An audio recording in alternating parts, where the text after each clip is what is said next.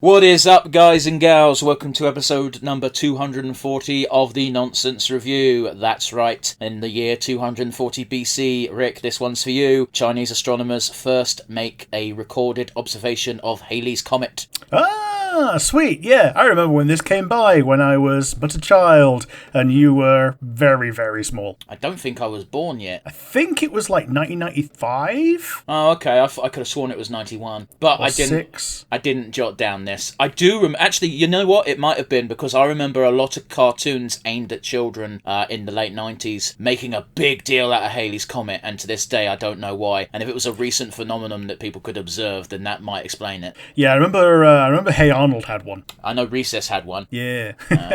But yes, Rick, that being said, do you want to make a guess as to what the prediction is for the next time it comes past, or at least is observable by planet Earth? I think it's like 83 years, isn't it? So when do you think? So if it's 83, and I think it was like 1996, then that's going to be 2079? You're not a million miles away. You're only 20 years out. Okay. It's predicted to be visible again in 2061. Okay. That's an achievable goal for people alive today. I was going to say, like, realistically, we could both still be here for that and not give a fuck then either. Yeah, like all of these freaking like eclipses and things like that, and you're like, oh, okay, cool, it's going to be that day, and then it's cloudy, and yeah, and half the time you forget because you're doing something else. Well, I have you bring up the eclipses, and I remember having a vivid memory of the one that was in like 2000 or early 2000s. They made a really big deal out of it because you could see it really well in Britain. And I was at a thing called Play Scheme at the time, which is basically school but at summer, but you don't do educating, you just play because parents don't want you in the house. And I remember them being like, okay, the eclipse is today, nobody is allowed outside. And, and it's like, fucking, what? And so it was a very scary thing to me because they didn't explain why. Turns out they couldn't trust kids to not look at it like fucking idiots and blind themselves. That's all it was. But to young me, not being explained that, just being like, you're not allowed outside during the eclipse. It's like, is the world ending? What's going on? Is it the rapture? Yep. And we know that we can't trust children not to look at the sun because Trump can't be trusted not to look at the sun. It's a real problem. You shouldn't have to be told not to look at the sun once you're over the age of, I don't know, 7. Yeah, but by the same token, you do need to be told because it's one of the very obvious things that you find out in the world. It's, ooh, big bright thing, look at it. Anyway, that was our discussion on Halley's Comet / the eclipse. I'm your host as always, Devon, and joining me equally as always is Rick. Hello, everybody. It's our final spooky offering, kind of. We'll put an asterisk there. We might do more spooky things in the near future. The final look at the classic monsters in their classic original incarnations. Rick, what monster are we doing to wrap things up? Today is the Werewolf of London, not the American Werewolf in London. That was the movie that caused my mum to go into labour with me. Go on. Well, it was on TV, and a waters broke. That's pretty much the end of the story. So it didn't really cause so much as happened to be watching at the time. Yeah, they happened to be watching at the time. She credits it with being scary enough for it to happen. Bullshit. But yes, yeah. So it took me a minute to do some Google fuckery, because if you type Werewolf London into Google, because I'm lazy and don't write 2-letter words, it does defaults to Werewolf in London from like the 80s, and it's like, no, don't give a fuck about that, give me Werewolf of London. So here we are. It originally released on the 13th of May 1935, and therefore predates The Wolfman by a solid 6 years. That being said, cool. There was a prior werewolf movie. It came out in 1918, however it was 18 minutes long and is considered lost media as it was burnt up in a warehouse fire. Ooh, yeah, that's a real shame. It is. Also would have made this finale a lot shorter, wouldn't it? Yeah, it would have been. We'd done all these full-length feature films and then a freaking 13 minutes. That being said, though, this is still the first feature-length movie involving a werewolf, so we got that going with us. Going for us. Apparently, the werewolf is make-upped The makeup artist for the werewolf is the same guy that did the makeup for Boris Karloff's Frankenstein. Very good. It's Jack Pierce. I have him in my notes. He basically made the makeup for this. He did the makeup for the Mummy. He did the makeup for the original Frankenstein. Very talented artist. There is a bit of a controversy here, though, however, because his original design was meant to be a lot more bestial and monstrous. He didn't have a spat with the actor, but the actor disagreed with it. The actor wanted a more toned-down version of the effect, because you're meant to be, and I quote, emphasising the humanity still inside the beast, as it were.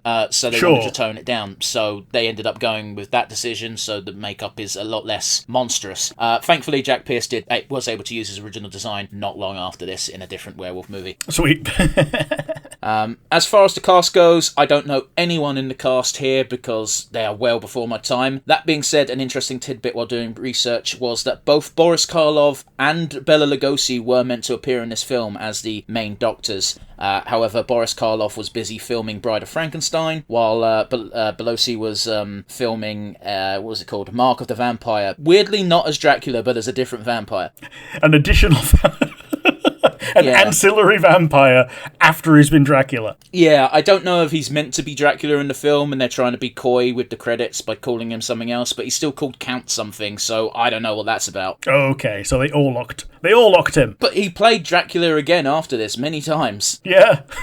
So I don't know if they just went, fuck it, he can play a different vampire, why not? But yeah, they were both busy doing other films that came out in the exact same year, so understandable. Yeah, fair enough. Going back to Frankenstein a little bit, much how that film coloured modern viewing audiences' perception of Frankenstein, how he should look and how he should act. This did the same for werewolves. The original werewolf myth was not transmitted via biting and attacking and what we now know as more traditional lycanthropy didn't actually exist that way. The original werewolf myth was just straight up witches and wizards doing it to themselves. Yeah, fair enough. That's I didn't know that. I thought it was always gonna be like either you are born as one or you get infected to become one. Yeah, that's my understanding as well, but again, that's me doing some diving. Effectively, this movie changed the perception of the werewolf myth forever, which is weird. 1935, not even 100 years we've had that. Yeah. Fucking wild. But that's all I've got for the background information on the Werewolf of London. Yes, I did put emphasis on that word, because otherwise I'll fuck it up. Yeah, I'm sure that I will fuck it up at some point during today's. Oh, so will I, and it's fine. If we say Werewolf in London, we mean of London. But anyway, I digress. Those of you unfamiliar with the show, what we like to do is talk about our weeks and the goings-on in the Wild Wide Universe before getting into the reaction and the review itself. So with that in mind, Rick, how has your week been, buddy?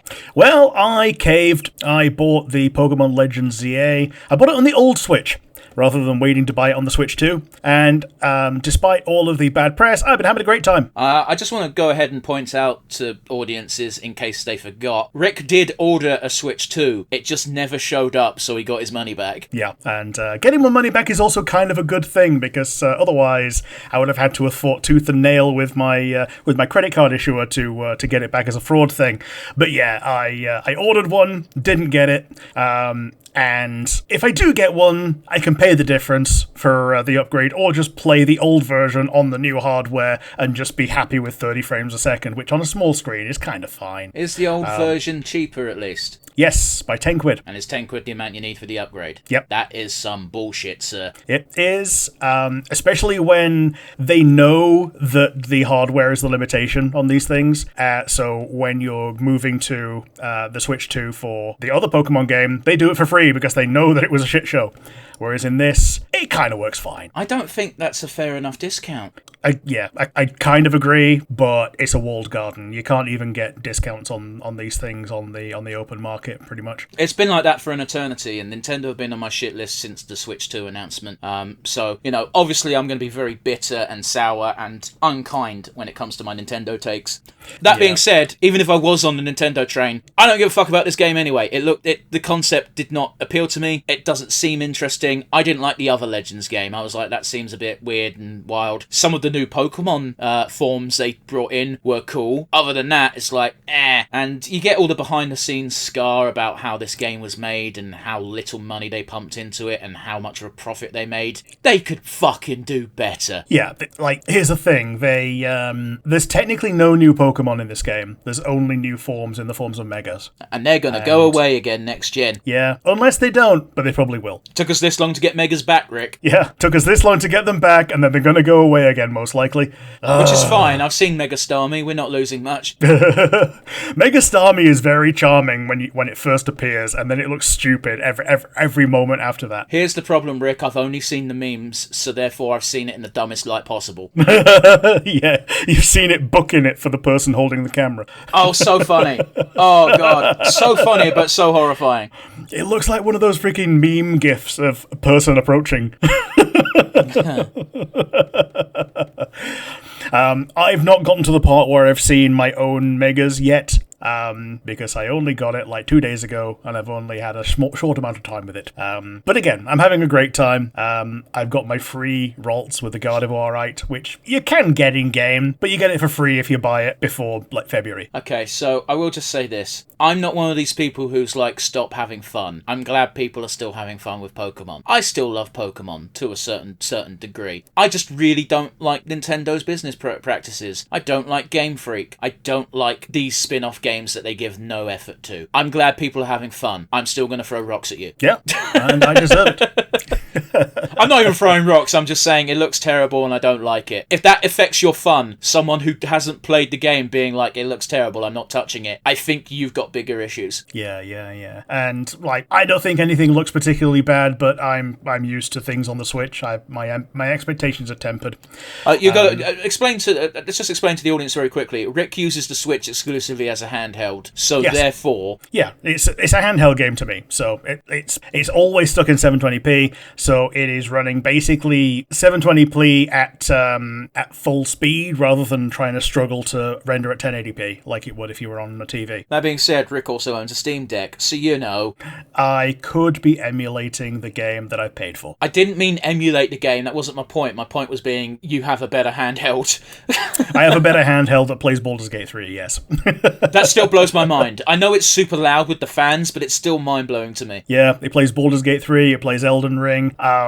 The frame rate might not be good, but who gives a shit when Baldur's Gate is basically turn-based? And Elden Ring, I know my way around that game. I can get around like a little bit of chugging. But yes, but out in the world, Netflix and Hasbro have announced a merchandising deal. Do you want to speak slightly louder? Netflix and Hasbro! Merchandising deal is focusing on K-pop Demon Hunters. The first thing we're getting is Monopoly, but the nerds are predicting that we're going to get Magic cards. I mean, it's Hasbro. It's either going to be Secret Lair or a whole-ass Universes Beyond. We had a whole Universes Beyond on just Spider-Man. Why not K-pop Demon Hunters? Especially if they're going to do a series. Okay, that would explain it. I was going to say I've not watched K-pop Demon Hunters, but I don't think they've got enough characters and lore to make a whole Magic the Gathering set out of. They only gave Godzilla fucking Secret Lair, and that was a travesty. Yeah. It'll be interesting to see what they do later on next year. There's a set where they've not told us what it's going to be, and some of the speculations is that we're going to get reprints of the things that were Secret Lairs only as a Everyone Is Here Smash Brothers set. That's going to be a nightmare for merchandising, or rather licensing. It'd be very funny, though. I mean, I'd appreciate it, but I'd be very annoyed if I was buying fucking packs for these Godzilla cards and then got fucking, I don't know, Donatello. And SpongeBob. Donatello's in a full set. I generally thought that was a Secret Lair. No, it's a full set. It's coming out, I think... February? No, it's the one after Lorwyn. So they're doing Avatar, end of this year, Lorwyn, beginning of next year. Second one is Ninja Turtles. They didn't announce it until they did, but at the same day that they didn't announce it, someone spotted the Magic the Gathering Wizards of the Coast turtle van somewhere in New York. The turtle van. Yeah. I mean, it's literally the turtle wagon that that used to be able to buy when I was 4.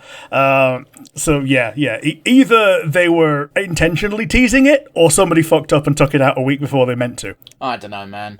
Like Could literally go either way. TMNT is another one of those franchises where I don't know how they're milking an entire set out of it. That said, I think it's got more characters that are different than just 25% of the set being Spider-Man. 25% of the set is going to be the Turtles and Shredder. Yeah, but they have different names.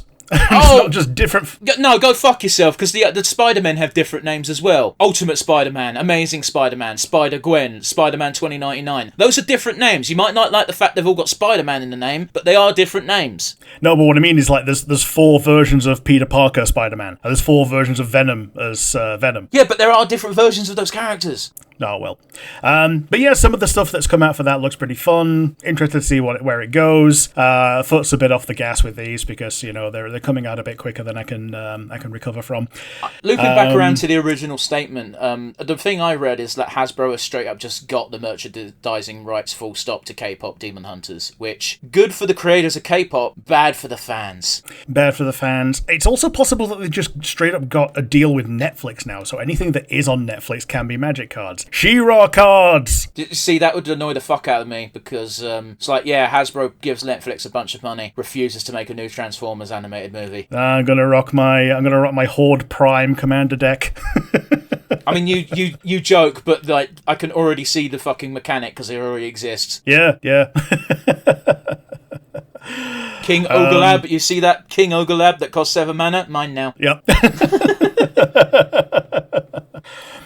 Other things, Ubisoft. What they do now? They have asked in disgustingly layered euphemisms for employees of massive studio who made Star Wars Outlaws and other things as well to quit before they fire people. No, fuck you, fire me and give me severance. Yeah, exactly. That's a fucking ludicrous thing to ask, even in a fucking roundabout fashion. No, fuck you, pay me. Yeah, they've done it and they've worded it in such a way of, we invite our employees to take their destiny into their own hands. No. It's just fucking stupid. The balls of them. No, they don't have balls. They're just cowards who think that people will cave to them. Like, bear in mind, they used to have fucking 4 working for them, didn't they? I say 4. I don't know his real name. Oh, not Anthony Daniels. Fucking Anthony Daniels. What's that video?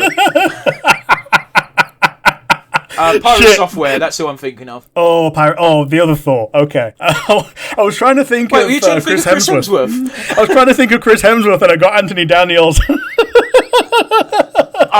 Show me that. Show me the body swap of Anthony Daniels and Chris Hemsworth. Oh. Whosoever lifts this hammer shall be worthy of the power of Thor. Oh, bother, I seem to have done it.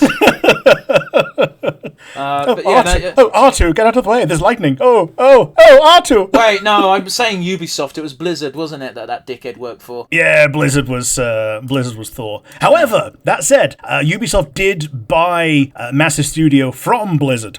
This is so weird, these companies, man. Although, to the credit, this was in 2008, which is 1,000 years ago now. It was pre-End Times, so... It was 10 years before the End Times. I wasn't even 18 yet. Yeah. Wait, hang on. No, yeah, I was 16. I would have been 16, so, yeah, still in school, technically. Yeah. So, fuck you, Ubisoft. Yeah, fuck any company who thinks that's acceptable. And the last thing I've seen is that Kenny Loggins has disavowed anyone who is caught dumping poo to the tune of Danger Zone. Is this a TikTok trend or something? Okay, so somebody made an AI video of Trump dumping poo on the No Kings protesters. It wasn't even whoever made it, it got tweeted by the White House. Yeah, and it was set to the tune of Danger Zone, and Trump himself retweeted it, or re-r'd it, or whatever. Yeah, basically it got retweeted by the White House, or Trump, or the combination of both. And Kenny Loggins is like, no, do not do this. get fucked. And then it got deleted. But the internet remembers. Yeah, I read that this was in response to the No Kings protest, and Trump not doing any favours for himself by reaffirming why people are protesting. Yeah, because in the video he was wearing a crown, so Yeah. as if it wasn't clear enough. Yeah. Yeah, the annoying thing is I can't tell what's fake and what's real anymore by the batshit things that side of that country does, because they tweeted an image from inside the White House, the Oval Office, of MAGA hats saying Donald Trump 2028, and I'm like, that's against your constitution, isn't it? And I can't tell if that's a serious thing they're trying to do, because surely no matter what side of the divide you're on, you should be like, no, 2 terms, motherfucker. Yeah, I think their argument was, oh, well, it's not 2 consecutive terms. So? Yeah, get fucked. That's not what your constitution says. Yeah, if you think you're better than George Washington, you're wrong. I mean, George Washington was scary. He was. Like he was 6'5". Yeah, and he was our enemy. So I'm admitting, as a descendant of the recipient of ass beatings from the guy, that he was a better president than we've had in the past 40 years. When was Jimmy Carter president? That's the question. Before that. Okay, cool. Yeah, I've been alive since Bush Senior. I've been alive since Clinton. Yeah, it was Bush Senior, Clinton, Bush Jr., and then the recent memory stuff. Yeah. Anyway, well, I'm just going to piggyback off your story here as well, in that the other thing that I can't believe is a real fucking picture, which again, I thought it was fake when I saw it, is, like, just straight up, there are diggers being used to destroy the White House. Oh, I didn't know this. Yeah, so the East Wing is getting demolished. Huh, shit. And I was looking at a picture of it, and I was like, that's not real. And then a ton of people were just, like, confirming that, no, that's real. Trump wants to demolish the East Wing. Well, doesn't want to, is demolishing the East Wing of the White House to make room for a ballroom? Yeah, is that where Biden put in a flower bed? So, get fucked Biden, apparently. That had nothing to do with Biden. That was Michelle Obama. Okay. And I don't know if it was the East Wing or not. That's irrelevant. The point being, there's pictures of diggers destroying the White House. You can't make up a better representation of what is going on in America than that. Yeah, like demolishing the White House in real time. And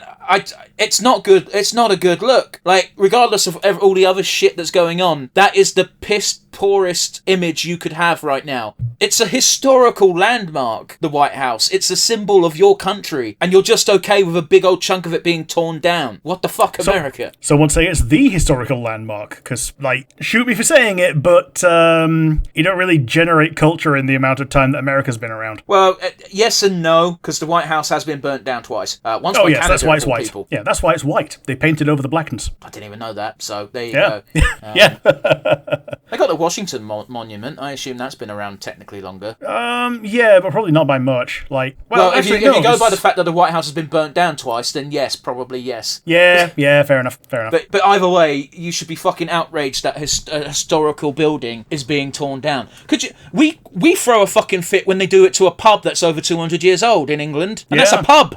Yeah, or even, like, there's protected status on mills, and they were just utilitarian buildings 100 years ago. Yeah, now they just look pretty. And sometimes not even that, because they're dilapidated as fuck. Yeah, not even that. Yeah, the one that burnt down that they filmed a bunch of Peaky Blinders in. It looked like shit when before it burnt down. And now it looks the same, but without windows. So now I have to ask the question, seeing as we brought it up, does America just not protect buildings? Well, most of them are made of wood, aren't they? That's not the point. Is there not a protected status that a building can have because it's historically significant? Like, we're not allowed to tear down Roald Dahl's house, for fuck's sake. I don't know. I don't know if they've been around for long enough to have thought about it. They've been around for 200 years, damn near. Yeah, but by the same token, I don't know if they care. Like, the main thing they do is people generally tend to own land in important places. So the only way you can build in the center of New York is by tearing something down, for instance. So a lot of things just don't last that long because someone wants to tear it down rather than it losing to the test of time and getting just collapsing or whatever. Yeah, but Rick, the White House. I get it. It just makes no sense to me. Yeah. Anyway, that's it for me and my week. How have you been? What have you seen? Well, this is probably going to be the last time I talk about it on the podcast because I'm sure people are getting tired of it. But I reached the epilogue of Hades 2. Oh, and another tier of epilogue. But I guess this is the you've done damn near everything epilogue. Yeah, I've still got like 6 achievements to get, and they're annoying me. But we'll save that. No, this is the epilogue because throughout the entire game, you're told you have to save the fates. Once you beat the bog standard game, it's like, cool, the fates are still missing, that's your new job. And in the base game, the original, to get the epilogue, you just had to play a bunch of runs, and eventually you had to max out your social links, for lack of a better word, with all the Olympians, and eventually you'd have a sing-song and a party at the end. It was all happy, feel good. In this one, it's a bit different. You have to get a bunch of endgame dialogue from specific NPCs, including a person who is exclusively boss fights, which was very annoying to get, because the more shit you've done before you get to this part in the game means the more runs you have to do just to get the specific piece of dialogue to trigger. Because once he's on a set course for dialogue, you have to go through that entire length of dialogue before you can get to the next one. And if you invoked the vow of rivals, then good fucking luck to you, because then you got to do all the dialogue that's related to that. Yes, that's the challenge mode, right? Yeah. It's sort of. You can always make your run harder, and if you invoke a certain amount of modifiers, you will get a piece of nightmare, which is your upgrade material for your weapons for completing the run. The vow of rivals makes the boss fights harder. So rank 1 makes the first boss harder, rank 2 the second boss, etc., all the way to the fourth boss. Sure. And they do make the bosses harder for the most part. Like I said, they make Eris a lot easier for me because I hate that boss fight. But yeah, so that was slightly annoying. Once you've managed to get all that dialogue, however, you then have to equip a certain keepsake. This keepsake is from Doom Incarnate. It's a very neat effect. What it does is, if you reach 0 HP, you have 10 seconds to clear the room. If you clear the room, you get revived. It's kind of cute. It's a bit like the second chance in Borderlands. Yeah. It's very useful, because even the main character says, boy, this keepsake is useful. You don't know how many times I'd be able to keep going if I just had that extra time.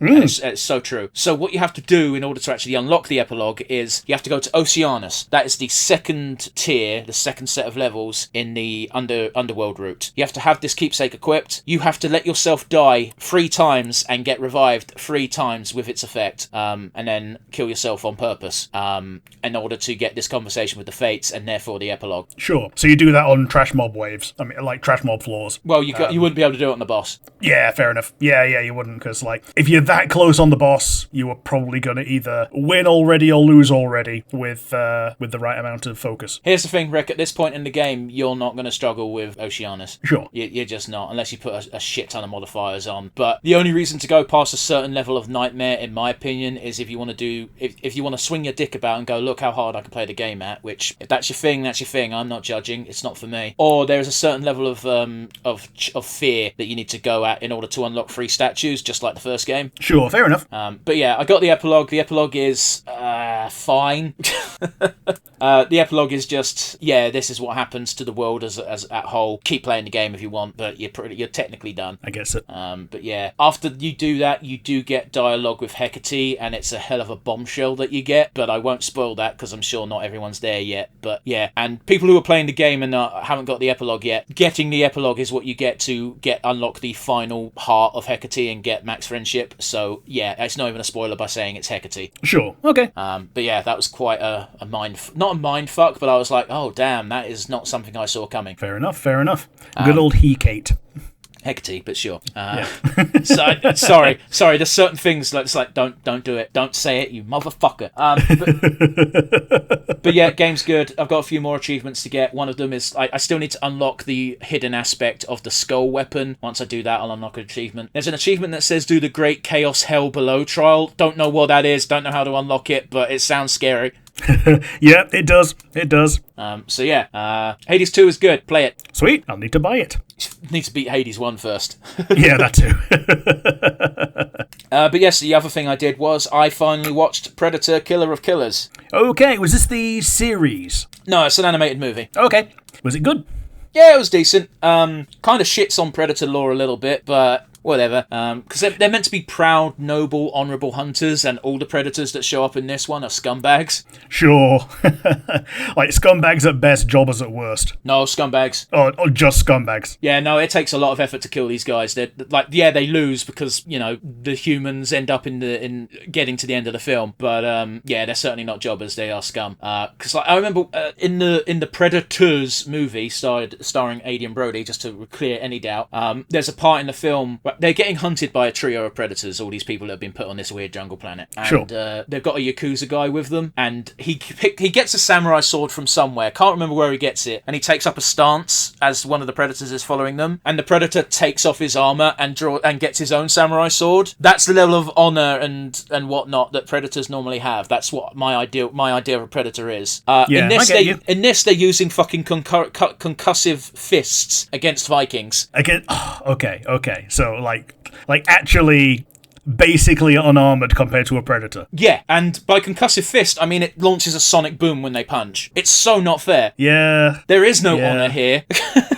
No honor, only bastard. And like one of the people is a World War II pilot, and the guy is just the predator is just staying in his giant fuck off spaceship, destroying all of these World War II era planes because they don't have a fucking chance. Yeah, there is no honor.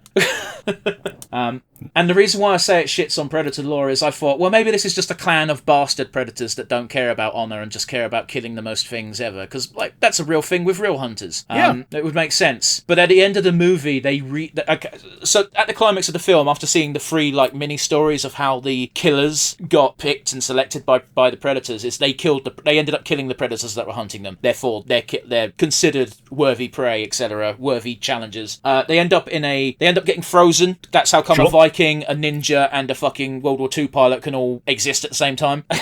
They get thrown into an arena, and they're like, you fight, whoever wins fights me, who's meant to be the big dick boss of this particular group of predators. And by the end of it, the Viking ends up getting refrozen because the other 2 managed to escape. Spoiler, I suppose. I know for a fact you're not going to see it, Rick. Apologies to any listeners who might want to see it, but it's damn near a year old. So, yeah, true enough. And the reason why I say it shits on predator lore is when she gets refrozen, we go past other people who have been frozen. One of them is the protagonist from Prey, which is one of the more recent Predator films. One of them is the protagonist from Predator 2, whose name escapes me. Is that Donald Glover? Donald Glover. I can't remember the character's name. Danny Glover, sorry. Danny Glover. Donald Glover's Lando. Yeah. And more importantly, Dutch. Okay. Dutch is Arnold Schwarzenegger. Yeah, fair enough. So all these people that lived against Predator, they've like gone back and just out of spite kidnapped them again and frozen them. Well, they haven't done it out of spite. It seems to almost be like we respect these people enough that we want to continue having them exist, because it's only people who have killed predators that are given this honor. Sure, okay. But again, I don't know if this is a particular clan that just is weird and finds out about people who have killed predators and then kidnaps them and preserves them, or if this is just how predators be now. I don't know. Yeah, we don't know. But the film itself is 90% action. Cool. Like almost entirely fight scenes, and I didn't think it would be able to keep my interest for that long because fight scenes tend to be boring, but boy was I wrong. Sweet. That's what you like to hear. Yeah. Very minimal dialogue. I think the person who talks the most is the pilot. The pilot is the one that's the saddest to me, because he's a kid who got drafted into World War II. Fair enough. And he gets thrown into... Okay, the final scene where they're thrown into the arena, they all get given weapons that are suitable to their time period. So the ninja gets a fucking katana, and it's just like, yeah, I can deal with this. The Viking gets a giant fucking double-headed axe, and she's like, immediately starts swinging. The World War II pilot gets given a fucking ball and shot pistol. Bullshit. And just to make clear how wrong this weapon is, it even has a name engraved on it and the year 1816. Christ. And I'm just thinking, on the one hand, that's bullshit, and even the main character goes, this is bullshit, this isn't even from my time, I don't know how this works. And then, second of all, it's also bullshit, because if he'd got given a modern gun from World War II, he would have won immediately. Yeah, he just wins. You just give him a regular revolver, and he just wins. At least against the Viking and the ninja, not so much the big badass predator. That being said, our main he is basically the most reasonable of the 3 characters. The ninja's pretty like, the predators are the problem. We should team up against the predator, but there's a bit of a language barrier. Whereas the main character, the World War II pilot is just like immediately, okay, are we seriously going to start killing each other? We should work together and think of a plan. 2 seconds later, almost gets his head chopped off by the Viking. Yep. Oh man, we have a common enemy now. It's Bigger Jaws. It's still a great joke. Still a great joke. But yeah, it's a very good... Even though I've spoiled some of the stuff that occurs, I generally recommend watching this. I think the less you know about Predator, the more you'll get out of it. Sweet. Okay. Yeah. Because, like you say, I'm not going to get as annoyed as you did by it shitting all over the lore.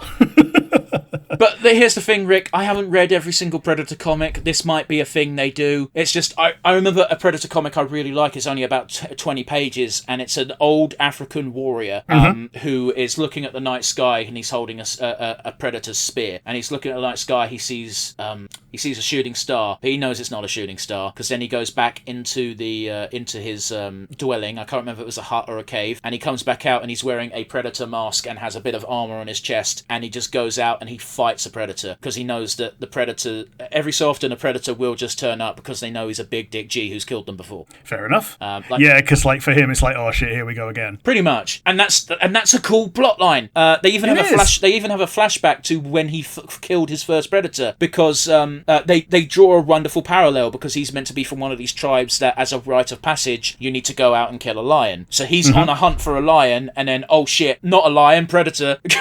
Yep. Oh shit, I too am being hunted. Exactly. And it's a great little story. And that's the type of Predator stories I enjoy. Yeah, cool beans. This was still a good movie. I recommend it. I pretty much watched this because I was like, cool, Badlands is out soon, and I can't imagine Badlands has anything to do with this. But oh well. Are you ready for some news? Let's go. Alrighty, I've only got 2 stories today. First and foremost, Sabaton's Legends album released. Ah, cool. I've not seen this or heard it. They got the. I've listened to the entire thing. It's great. It's such a good album that I don't know what song's my favourite. Fair enough. Is it an album you bought, or is it just up on YouTube? They've put it on YouTube. I will buy it at some point just so I have it. I bought their last 2 albums, but for now you can listen to it for free on YouTube. Cool beans. So the theme of the album is they take legendary figures, legendary people, and they sing about them for 3 minutes. Oh man, I still remember Joachim going into the sketch of Joachim going into a Starbucks, and he's going, "The coffee bean was invented in 1942." No, it wasn't. It is a good gag. They do that for a bunch of metal bands. I think Judas Priest is the funniest. Yeah. But yeah, it's a good album. There was a very surreal moment where I didn't realise the album came out because I thought it was coming out on the 18th. It actually came out on the 17th on YouTube. So a mutual friend of ours just went, "Hey, here's the album. It just came out." And I went, "Oh, cool." And I went on their page. Because I was going to listen to each song one by one as opposed to the whole album at once, because that's just how I prefer listening to music. And I was looking at the thumbnails, and there was a song called Tiger Amongst Dragons. I was looking at the thumbnail, and I was like, is that meant to be Lou Boo? Ooh. And it was. Yeah. I've wanted them to do a Romance of the Three Kingdoms themed song for ages. I don't know why they chose Lou Boo, but I also do know why they chose Lou Boo. Yeah, I think it's a case of, we've done the Lou Boo song, we're not going to do an entire Three Kingdoms album. I would never expect them to do an entire album based on Three Kingdoms, but I would have expected them to cover a battle rather than an individual person. And sure. Lou Boo is a really weird figure, because if you want to get technical, Lou Boo's pre-Three Kingdoms. Sure. Well, because if you take the Romance, they start at the Yellow Turban Rebellion, just before the Yellow Turban Rebellion, actually. But if you want to get technical, the Three Kingdoms don't start until Chibi. Sure. It's basically the 3 territories before the kingdoms are all established, isn't it? No, there's like 30 kingdoms. Okay. They're not even kingdoms. It's you have the emperor, and you have all these regional warlords that fucking want the emperor to be on their side so they can be emperor. Sure. Yeah, the song's good. They've got. I won't go through the entire album because that isn't what this podcast is about, and I know most people don't care. The only other song I'm going to mention is "Song of Cycles." Okay. It's about an ancient Egyptian bloke who I've never heard of. Doesn't matter. It's got the dirtiest fucking intro I've ever heard. Dirtiest. Yeah, and you'll know exactly what I mean when you play this song. Sure. Okay, looking forward to it. Yeah. But yeah, Legends is out. I highly recommend listening to it. It's made me even more excited for the Sabaton concert at the end of the year. Sweet. The last thing I have to talk about is, are you familiar with a company called U2s? Yes, they made the Baldur's Gate little figures. Yeah, so they're basically Funko Pop, but with their own distinguished style. Yeah, pretty much. They have faces that look more like faces, and they mostly have like eyes closed smiles. Yeah, they're very specific with how they pose faces. Yeah, it's almost like when you were 14 and you had that one friend who could draw, but they couldn't draw different. Yeah, and they couldn't draw expressions though, so they drew things that look like the things, but they all had the same fucking expression. It's kind of like early South Park where we got the early XD faces on Cartman. Yeah, pretty much. But the reason why I bring them up is they've announced a new range, and I'll just be honest with you, Rick, it's not something I expected. And with that being your only information, what do you think I'm going to say? Ooh, not something you expected, and they've already done Baldur's Gate. Think PS2, PS3 era. PS2, PS3. And you've already talked about the Three Kingdoms, so Dynasty Warriors. No, weirder than that. Fucking Skylanders. Why? They're already toys! Fuck. Well, what they're doing is they're releasing Skylander figures, so just figures, as opposed to these little things that you need to play a video game. Now, on the one hand, I can see the appeal. On the other hand, I can't see the appeal. Yeah, if there was a Skylander that was a big enough deal, you'd expect them to make a big old statue out of it, rather than rehashing the same idea but in a different art style. To be fair, U2s are considerably bigger than the little figures that you used to get for the Skylander device. But not by much, like 1.5 times as big, I think. I'd say like twice as big, easy, maybe even 3. Sure, but it's not like an 8-inch statuette. I'd say it was close to 8. Like the rough images they gave made it look like they were much larger than the original figures. Okay. Oh, larger than the ones that they already do. Okay. Yeah. For those of you who don't remember Skylanders, because you're too young, and yes, that does hurt to say, you used to be able to buy a periphery device for your PlayStation. Maybe for the Xbox as well, probably, but I didn't have that. And the Wii. Where you could scan in these, it's basically Amiibos before Amiibos. Yeah, and one of the balancing acts was that some of them were really good, but they had a massive base. So you had to try and tessellate the ones that you had onto your portal. So if you had a big one, like, I'm saying Bowser, because that was the one that they had, like, exclusive to the Wii, you could probably only get maybe one other one on there, whereas if you had regular size ones, you could probably get 4. I thought you had to use them one at a time anyway. I think you could have multiple in your party at once, but I could be wrong. I never played Skylanders, so I genuinely don't know. Sure. I had a family friend who had a child young enough to care about Skylanders. But that's pretty much it. I don't know if the device was universal or not, because this wasn't a gimmick unique to the Spyro crowd. It was also we had Disney Infinity as well. I know was the other big one. Yeah, and Lego Dimensions. See, Lego is the most egregious one to me. Well, at least the Lego one actually gave you the Lego items. And when you got the vehicle part, the one that wasn't just the minifigures, you could reconfigure the vehicle. It gave you instructions in the game of how to reconfigure it and build it into the other vehicle, which for Portal was, okay, you can use the crab mech or you can use a turret. Or a companion cube. Well, I was going to say, surely the game wouldn't know what form it was in. The game tells you how to build it, and then it reprograms the base, assuming that you've done the thing that's fun. Well, that's what I'm saying. I assume you just have the base being like, no, this is the NRC or NFC thing chip. Yeah. Do you remember when our mate got fucking ripped off and bought an entire bag full of them, and none of them had the things on? And it turns out that he had to put them on himself, but he didn't know that when he read the description of the item. Oh yeah. The other annoying thing about that is that the software that we had that could write to the NFC chips wouldn't write to the rewritable ones. It would only write to the single-use ones. Wow, that's annoying. Which, if you're just using it for this is Wolflink and this is a Wolflink card forever, that's okay. But if you want to have like 6 of them and just use them for what you want them for today and then rewrite them next week, then it's a piece of shit. Well, I get you. But at the same time, you're not supposed to do that. You're stealing from Daddy Nintendo. Yeah. What do you mean you don't want to? What do you mean you don't want to spend £25 on Link? Look, he's in a different pose and has a funny hat. Oh, and what do you mean you don't want to get scalped on these fucking things? Because, remember Amiibos when they were new? Christ. They were rarer than gold. It was a very weird time to be around. Yeah, it was like rocking those turds. Unless you managed to know when they came in at Argos, and you went down and you got your Zelda and your Zero Suit Samus, and those are the only 2 Amiibos I have. I was never into the amiibo thing, even when they were new. I was like, that seems pointless. And it was pointless, because most of the time they would unlock very meaningless things in games, but cost you the same as a mediocre DLC. Yeah. I had one amiibo that came free with my Wii U that was used.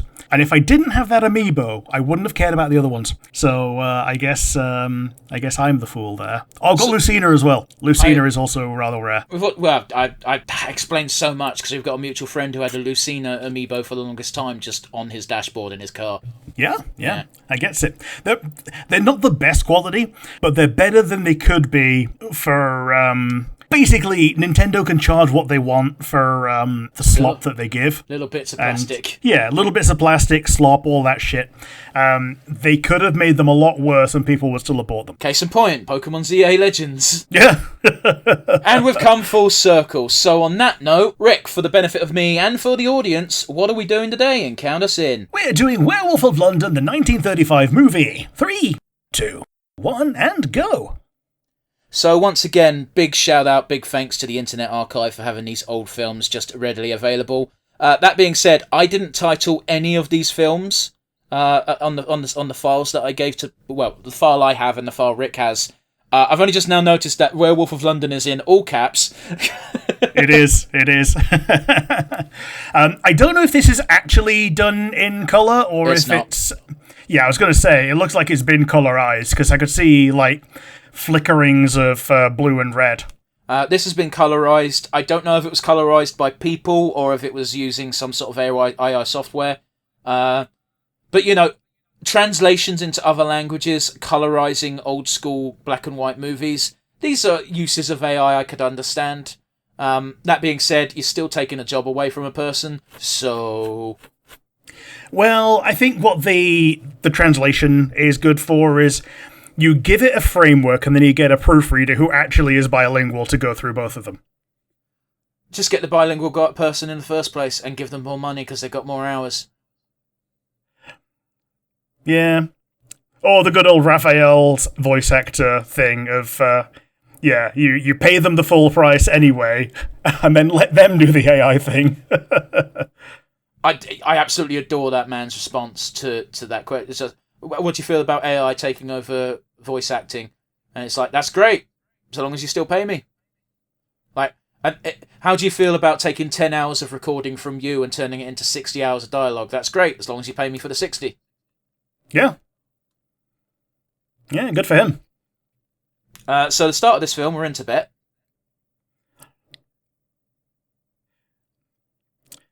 So interesting to note, the Asian actors here are speaking in a Chinese dialect. The white actor is just speaking gibberish. That's a factoid that I found on 5 different websites while doing my deep dive. That's really funny. Sometimes the colorization is good. Other times it looks like hypersonic. Yep. Like right now, we're watching Joseph's amazing Technicolor Magic Coat. Yeah. If you have epilepsy, maybe get the black and white version. This was the first version on the website, and that tends to be how I work with things. Oh, I get you. Yeah, no worries.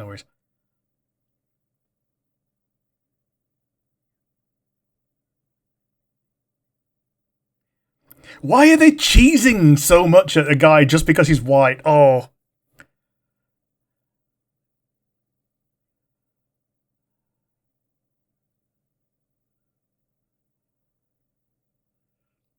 What the hell is that accent? I don't know. It sounded Russian when he started, but now it's fucking gone who knows where.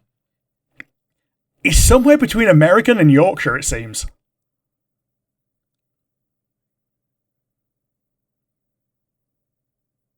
I mean the Flat Cap Man, because... No.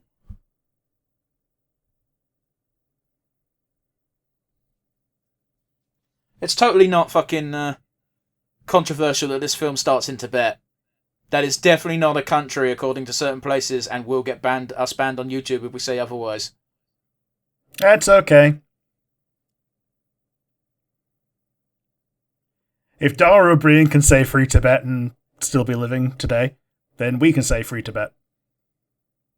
That's been a thing Lisa Simpson has been saying for 30 goddamn years. Yeah, and it ain't happened. No. The only reason the other place is safe is because they got a sea between them. They do. I think they've also got like a natural cliff face around most of the island as well. Oh, they are relatively safe, and also like if something happens, the USA is, well, maybe not now because of what their current chief situation, but until now has been kind of understood that USA would immediately be like, fuck off. Yeah, we like our silicone chips.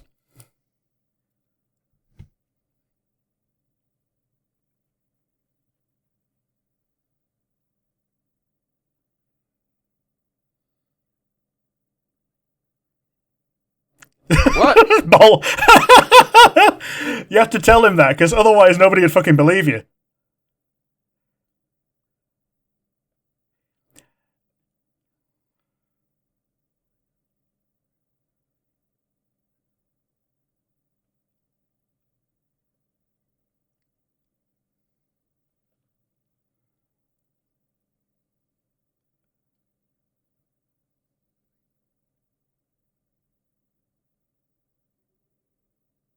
I'd be pretty worried if I heard wolf howling this high up on the mountains.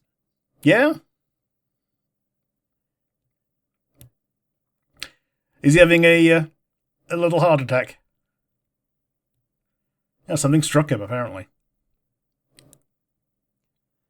So I think we're meant to be of the understanding that there's some kind of psychic force doing shit here, but it's very unclear because the acting's a bit crap. Yeah, they look like they've had a few too many.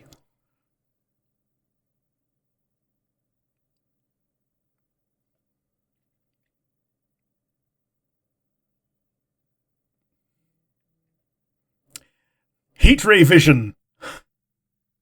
It wouldn't have looked like that in black and white, bear in mind. No, it wouldn't. No, it wouldn't. I'm being facetious.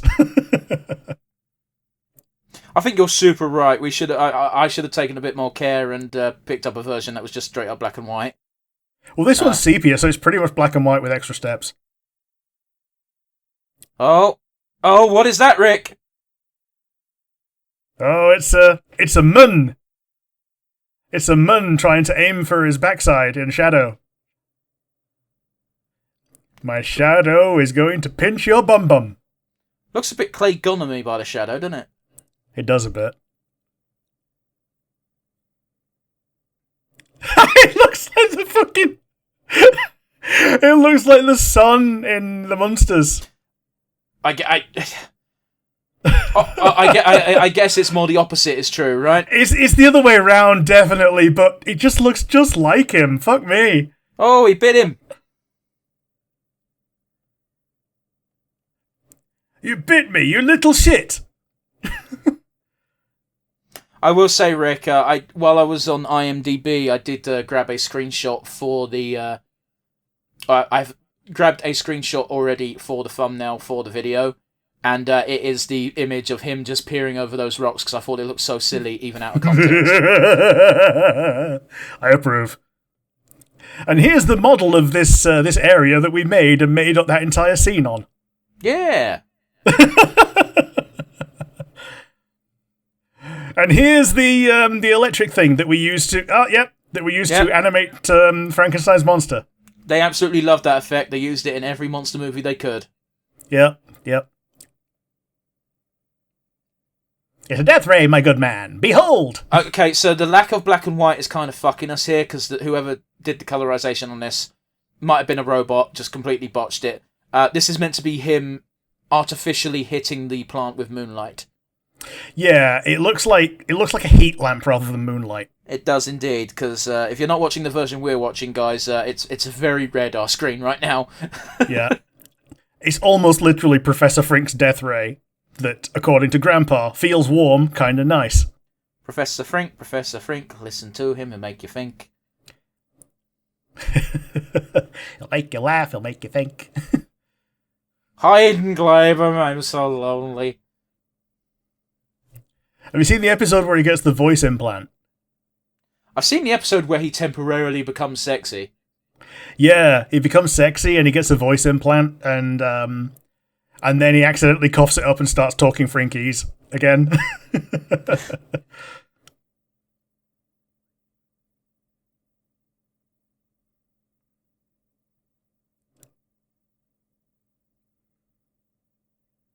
He's very pale. Bear in mind, might be the colorization in effect. Yeah, I get it.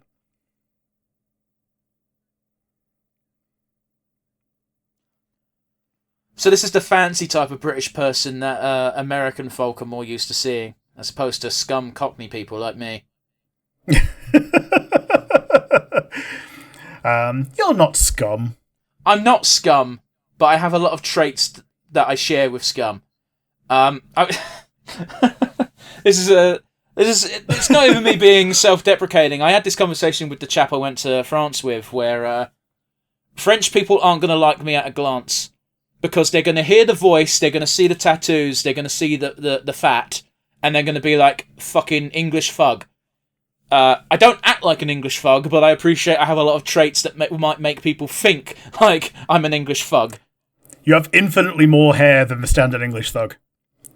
Okay, I'm talking about the other effects, the choices, rather than the things you can't control. A lot of them are choice bald. The good old skinhead. You're talking specifically about skinheads, and they haven't existed for 15 years. Oh, I don't know. I mean, the look hasn't existed, not the... obviously the morals and the way they act, sure. Yeah, I guess most bald people now are slapheads rather than skinheads. And I think I've told you this before, that I didn't know there was a difference between slaphead and smackhead. I don't think you have told me that. I can totally understand where that misconception came from, but that's real dumb, Rick. Yeah, because a slap and a smack are the same thing. Yeah. But when they say smackhead, they ain't talking about a fucking friendly tap. Yeah, they ain't talking about a gazer. Have you ever been in a crowded bar where someone's gone, "Oi, slaphead," and you just hear the slap, and you're just like, "Where was that? Who does that?" No, but I have been in many bars where someone's dropped a glass and everyone's cheered. That's a uniquely British experience. I know, right? There was a comedian, I want to say it was Russell Kane, but I might be wrong, where he just went, "Yeah, so we were in France." Or rather, he was in France. And someone dropped a bunch of glasses behind the bar, and instinctively just goes, "Way!" And everyone in the bar just looks at him, and including the waiter who dropped the glasses, who just starts speaking in a French accent. "Why would you do this? Why would you cheer? I nearly hurt myself." Pourquoi? Pourquoi? What? And then you have to explain the cultural significance of how funny it is when it's 9 o'clock in a Spoons, 90% of the people are fucking comatose with their fucking drink, and you just you hear that fucking 19-year-old barman drop an entire stack of glasses, and you're like, "Ah!"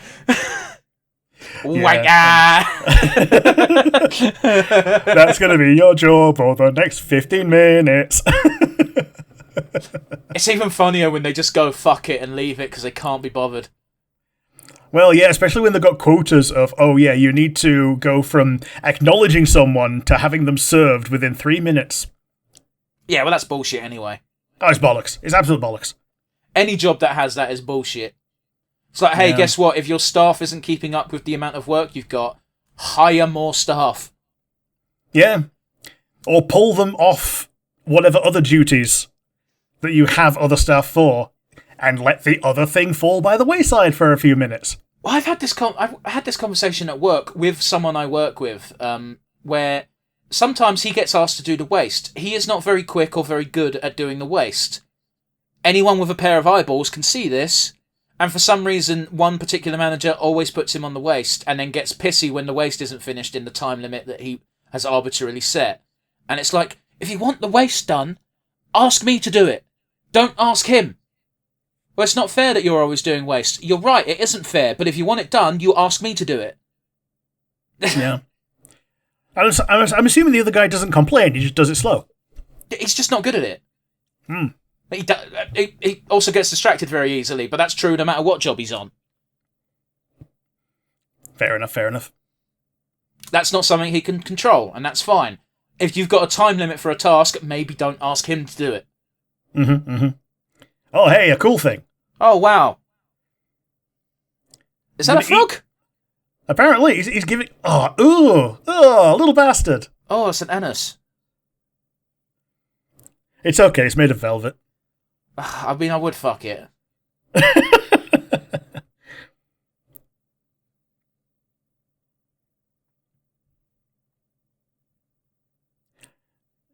Yeah, I love that. When you don't hear something the second time, you just smile and nod and hope it wasn't a question. Yeah, my generic response to something is just, ha. Yeah, absolutely. And that's mine. But you heard me, though. I did. The thing is I have a very obvious fake laugh. True. If you've known me long enough, you know when it's a genuine chuckle and it's just me being polite. Yeah, fair enough. I think you've heard me do genuine cackles about 4 or 5 times. Dude, you've been around me when I've had general laughing fits and ended up crying. Yeah, it's when they're really high. But there's really annoying points during those genuine, like, belly laughs where I'm not even making any sound. I'm just slowly dying. Yeah. I had a customer at work once say, "Wow, I've never heard you laugh like that." When I laughed genuinely at something, and I didn't even think. I just said, "Yeah, that's because it was real." Because who fucking laughs for real at work? Nobody. Yeah, I get it. Like, you can just point at the thing and say, but that was actually funny. Like, yeah. Speaking of pointing at things, I'm pointing at the screen, and I've got to be honest with you, Rick, I've not paid attention for 10 minutes. Yeah, like, the guy got bit, and then he came back, and he's been fucking about with his Venus flytrap, and there's been, like, a big old Rafflesia type thing with tentacles. Yeah, we called it the hentai bush. That's a normal bush.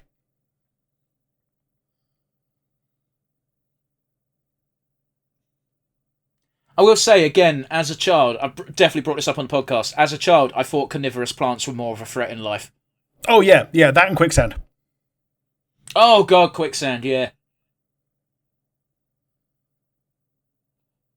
Quicksand is a problem, but you're very unlikely to encounter it. Yeah. Meanwhile, the other thing that they drill into you that is a very real and very present danger is electrical fires, and that's the one you don't use water on. It's a very useful thing to learn. It's a very simple rule, and yeah, it's the first one everyone forgets. Yeah. That said, CO2 extinguishers work on pretty much everything. And I asked, why isn't every extinguisher a CO2 extinguisher? And they said, oh, yes, because it's a little bit poisonous, and also it's more expensive than water. Well, the first one they don't care about. It's the second one they actually care about. Yeah, it's the second one. It's a place of business. Yeah. But it's weird, isn't it? Because like, there's two big types of fires you don't want to throw fucking water on. A fucking electrical fire, as you mentioned, and hey, oil. If you're cooking, yeah, anything where the fuel for the fire is lighter than water, because you're just gonna have the thing on top of the water, and it'll spread faster. Those videos still haunt me. The demonstrations of this is why you don't put water on a fucking pan fire. Yeah. Because it just fucking goes up. Yeah, like, think of how fast you can spread water on the ground by spilling some water. That's how fast the pan fire will spread when it's on top of the water.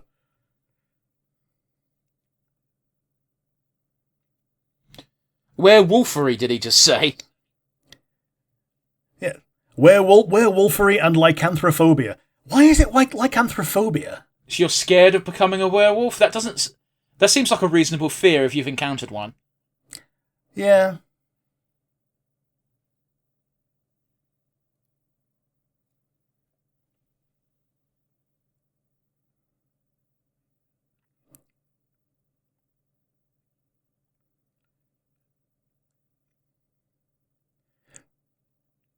Elves, gremlins, and Eskimos. Which one of those three would you most want to fuck? Oh, the Goblins, werewolves, probably the werewolf. No, the ones you mentioned. Elves, gremlins, and Eskimos. I'm going to take the Eskimo because I'm going to assume they're hairy. Depends on the elf. If it's like Elfo, no. If it's like Legolas, yes. Oh, that's a very good point. We're going to go with the worst interpretation possible. Let's say Elfo elf. A Christmas village elf, not a high fantasy elf. Yeah, if it's Elfo, then Eskimo. Yeah. I don't know. I've seen some pretty hot goblins. Yeah. Although, that being said, it's kind of not fair, is it? Because you're comparing Hentai Goblin to Father Christmas's personal little helpers. Yeah. Have you seen the Tumblr draws of the two elves that are partners, one being a Christmas elf and one being a high fantasy elf? I have not. Oh, you got to look that up. It's so fucking adorable. Oh, shit. It's like a series of 6 images, and they're all cute. Like one of them is just the Christmas elf getting shit-faced and complaining about Xboxes and iPads, while the ancient elf, the fantasy elf, is just like nodding and smiling and being like, I don't know what she's talking about, but she's my little sugar plum fairy. Oh, yeah. This scene is remarkably well done with the colour. It is, for now.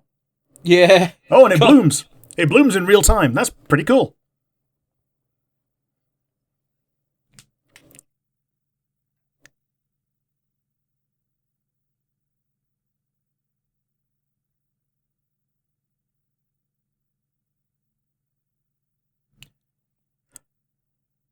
So again, this device concentrates the power of the moon, so therefore tricks plants into thinking it's nighttime. Yeah. That's information, again, I got from my deep dive, which I didn't think would be that important, but because we're watching the colorized version, it kind of is.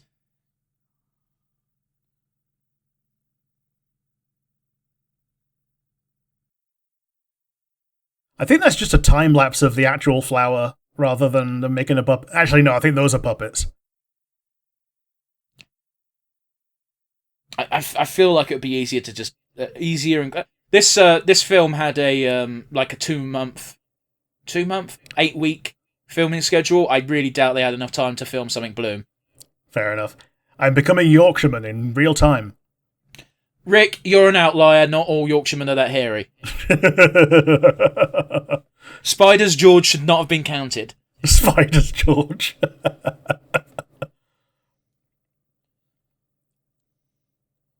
It's very weird how only the part of his body in the moonlight is the bit transforming. Maybe that's the point, though. But yeah, by that logic, just stay inside and you won't ever turn into a werewolf. Or is that silly? I don't know.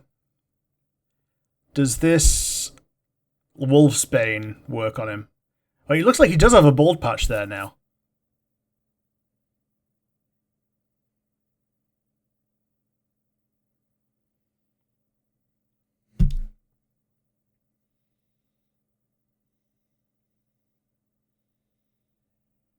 Yeah, funny enough, the effects weren't that good at the time to just immediately do a bald patch, Rick.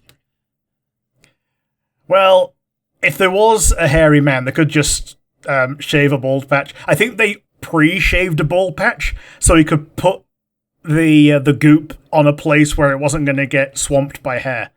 But it wasn't a very hairy bloke, that was just makeup. Yeah, fair enough.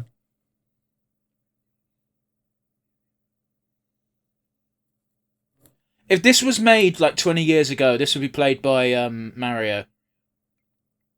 What's his name? Ah, yeah. Charles Martinet. No. Live action Mario. Oh, shit. Roger Rabbit. Yeah, Fuck, what's his name? Not Vinnie Jones. No, it's not Vinnie Jones. It's not John Leguizamo either. It's the other fella. Bob Hoskins. Bob Hoskins, yeah.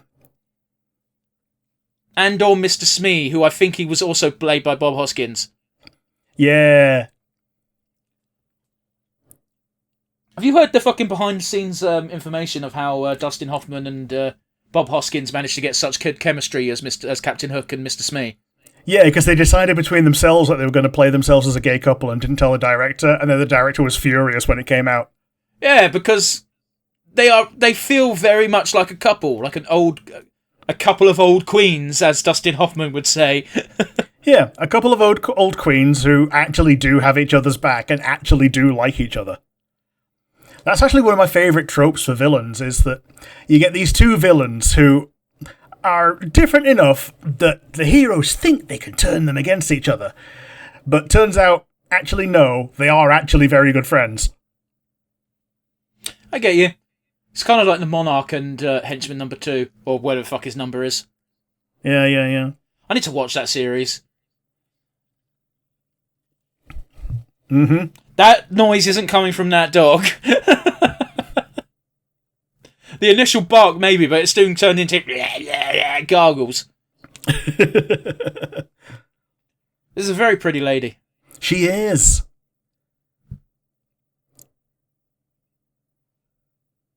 This dog looks worse every time we see it. I'm going to blame the colour.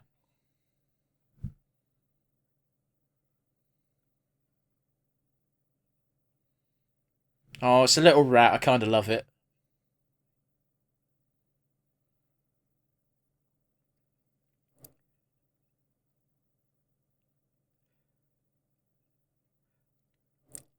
Do you want a blowjob or not? Yeah, I think she's throwing out all these euphemisms, and he's not picking up what she's putting down. Would you like to experience beige?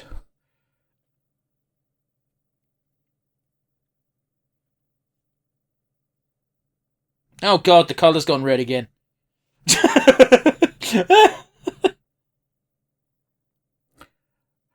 Weirdly enough, I think that thing is actually meant to be red, and when it flashes, it goes white. Wow, he invented fucking... Ring doorbell, yeah. Yeah, ring doorbells. Yeah, that's the thing. They could just, like, invent these things for... Well, obviously this was in the 30s, but, like, in the 60s, these things were all the rage in, like, kitschy fiction. Like, Bond had them. Charlie's Angels had them. Like little TV phones. Yeah, and TVs in your wristwatch. Yeah. Wristwatch that exists TV, now. Yeah, it does. Wristwatch TV, car TV. My car can sign into Disney Plus as long as the driver is not the one operating the Disney Plus. That's so fucking... Mind you, my mum's car won't let you connect the Bluetooth on your phone if the car is moving. It's very annoying. I understand why it's a feature. However... this car knows how many hands are on the wheel, so it uses that as a sanity check. I get you. That makes sense.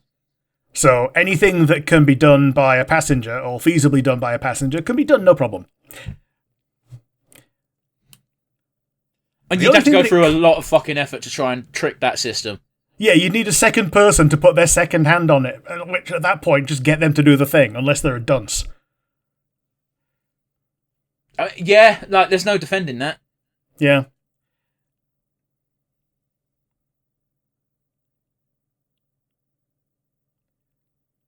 Looks just a bit like Bill Burr. A little bit. And I'll put you through that fucking wall! Oh wait, you didn't watch F is for Family. I didn't, and I'm certainly not going to now. Yeah, no. That being said, my understanding is his F is for Family was just more or less an extended play on all of his jokes about his dad. Yeah, it was basically an autobiographical short, extended into a series, extended into multiple series. If Netflix is going to keep paying you. Yeah. And, to his credit, he really found his legs after Season 1. Season 1 was trash, all the rest of them were a bit better. The lycanthrophobia. Transvection. Unless his rare power is used, the werewolf must kill at least one human being each night of the full moon or become permanently afflicted. That's another thing this film introduced, is the full moon turning into a werewolf. originally werewolves could just turn into their wolf form whenever the fuck they wanted. Sure. So technically speaking, Skyrim werewolves are more accurate than anything else. Yeah, I think a lot of the time they give you like a different delineation between infected and mastered. If you've mastered the werewolf, then you can transform whenever, no problem. That really depends on what media you're watching. Oh yeah. Or intaking, I should say.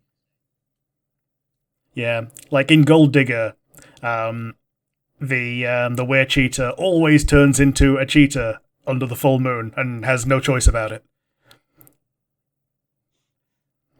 And it's only when she meets a werewolf and fights her and then makes friends that the werewolf tells her, oh yeah, actually you can just train and choose not to do the thing and choose to do it when you want any other time.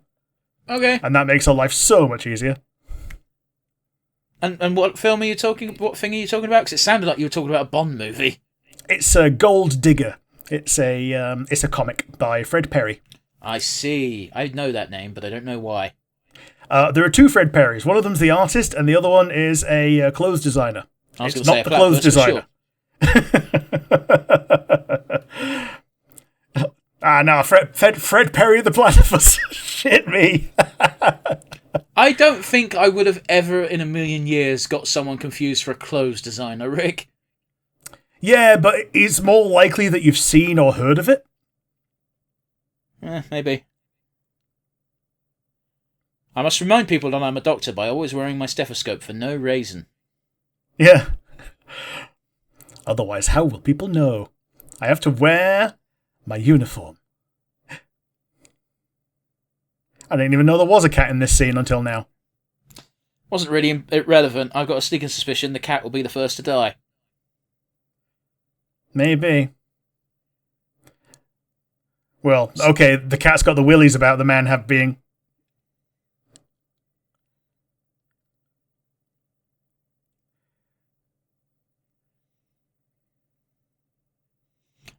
I love how his hand fucking flinched when he wasn't touching it in the first place, so therefore at no risk. Well, yeah, he's turning. Oh, I'm turning. Oh.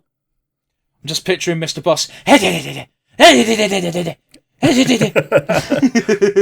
seen the most recent episode, by the way? I did. We had a fucking mental breakdown. Yeah, and he was doing that for like half the episode. Thankfully, it's Alan and Gleb. You're not even real smiling friends. Yeah, and yeah, and it was salad fingers as well. It's great. Of course, it was. Jeez, it is my favorite episode so far of the season. Wow, that fucking transition was almost flawless. It was. I got distracted talking about Mole Man's magnificent penis. Yeah. Which he thinks is a disgusting penis, but as far as everyone else is concerned, even like Alan thinks it looks yummy. It's like, I think it looks yummy. The way everyone looks at him. Oh.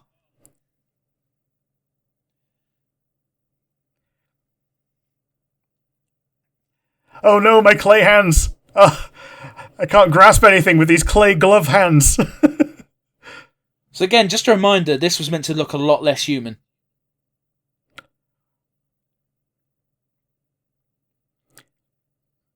I think it also helps the actor being able to actually fucking emote instead of just, being locked in.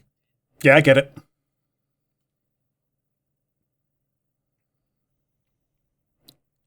But he's allowed to wear his clothes as well, which is... Oh, I like that. He's like using his bottom jaw a lot more. It is good. It's a good bit of acting.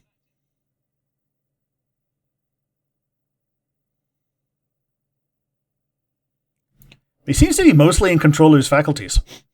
It's just his first night. Yeah. Why do you have so many parties? I want to force as many people as possible to listen to me sing. It would be rude for people to leave while singing if they weren't invited. Do not make eye contact.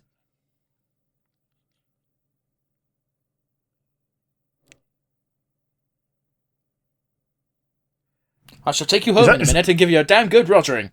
Is that a threat or a promise? Can it be both?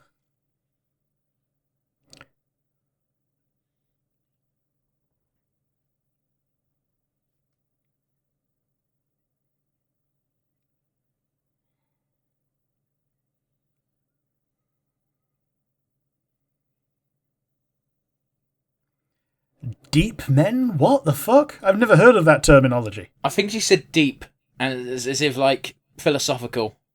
Yeah, I've never heard people being called deep men. It was the 30s. Yeah. God damn, she wants that dick. I don't know why she said Yokohama. I think she's trying to say that she's like a worldly woman. I've been to the Thames. It's shit. Depending on when this film was set, it might have been literally shit. Yeah. Don't forget, the sewers got invented because we pumped so much shit into the Thames people couldn't drink water. Yeah.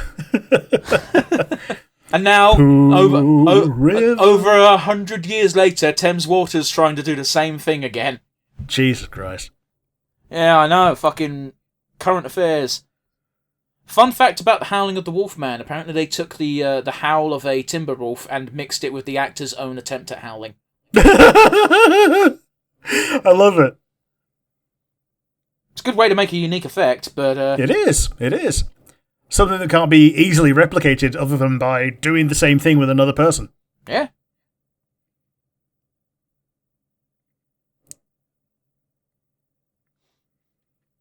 That sounds like a dog to you? I guess some dogs can howl like that, but it's certainly not common. Yeah.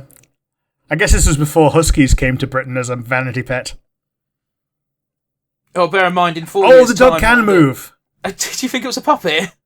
No, I thought it was disabled. That's a really sad thought, Rick. Like, I thought she was carrying it around because she had to. She was doing it before Paris. Yeah.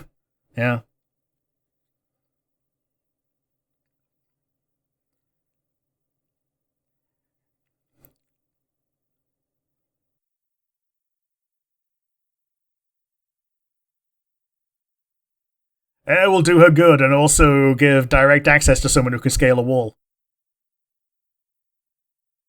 Well, she's nearly asleep. Because she's not the woman that he's after.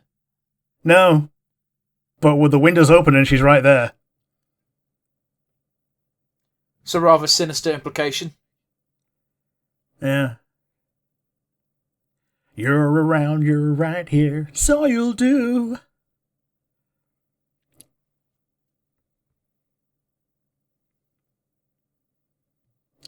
It's a very spirited, garbage-eating fox.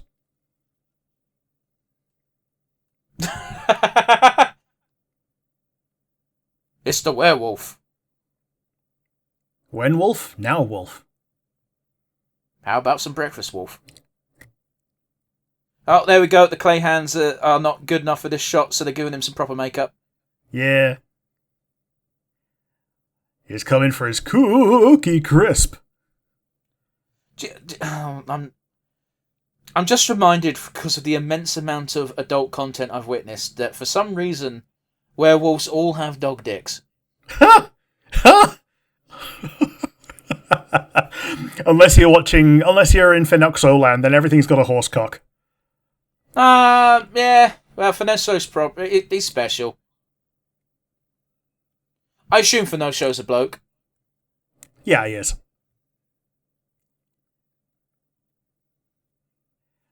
Yes, everyone deliver yourself towards the werewolf to get devoured.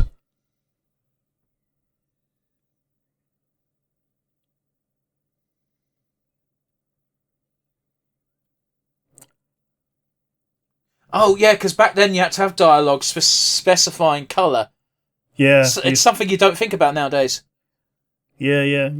Like telling someone, ooh, pure gold. Because otherwise no one would know. Yeah, that did happen. It did.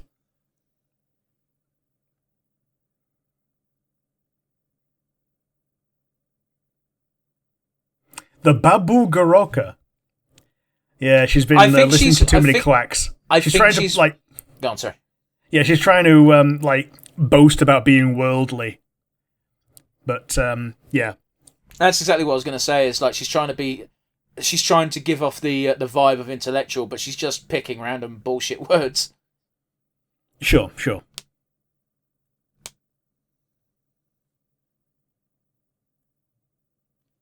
This could very easily be a Mr. Jekyll and Dr. Hyde. Yeah. In fact, I don't know when that was written. Oh, fucking Victorian times, my friend. So not that long before this, in living memory for quite a few people. Especially for people who are, this age and making things right now.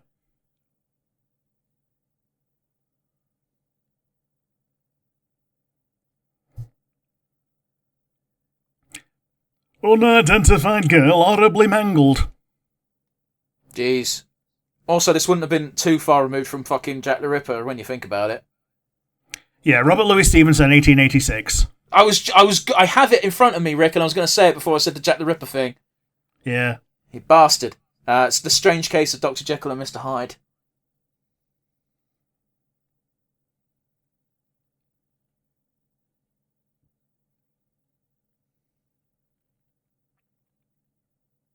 You've never seen a flower? We've never seen that flower. Yeah, a fucked up flower, but still a flower. It's cursed, I tell you, cursed!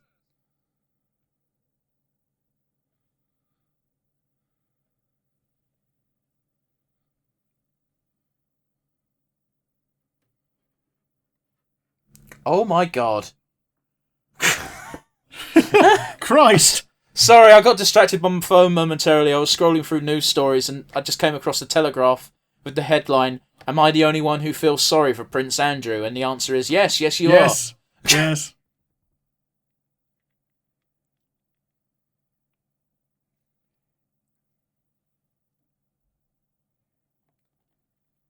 What's the name of the deceased woman? She was called Stabitha. She died by stabbing. That said, around the time of the South Park piss take of them, turns out that Harry and Meghan were more hated than Prince Andrew at the time, because they wouldn't shut the fuck up about wanting privacy.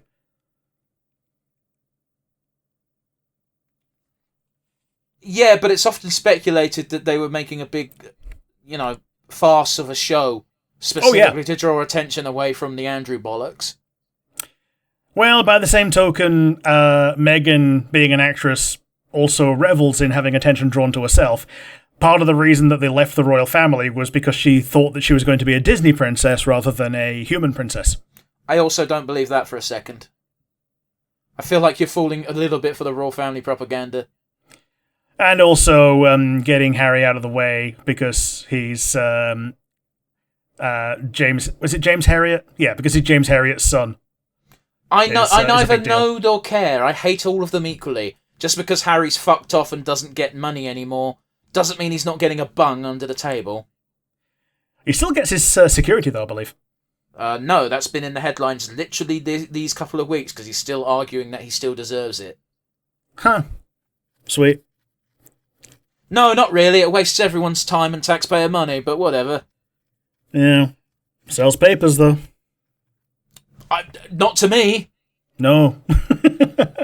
But were you going to buy a paper anyway? No, because all the papers I know are fucking tabloids at best, and that's being generous, and that should tell you the state of the UK news market. And that's British tabloids, not American tabloids. Oh, yeah, no, it's not like fucking my daughter got kidnapped by aliens and came down with 9 triplets.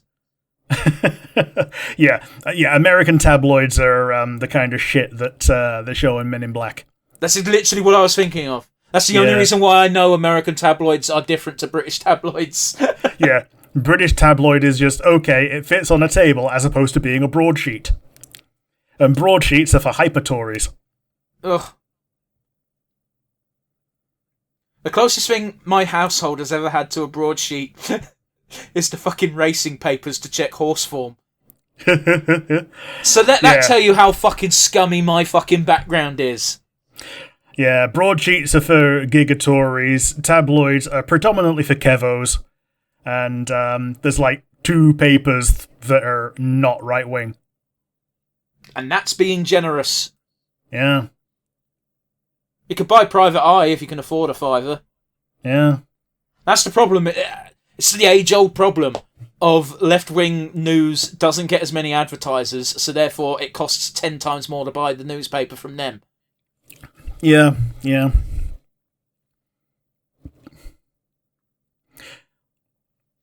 Yes, the end game goal of the far left is for advertising to no longer be necessary or work.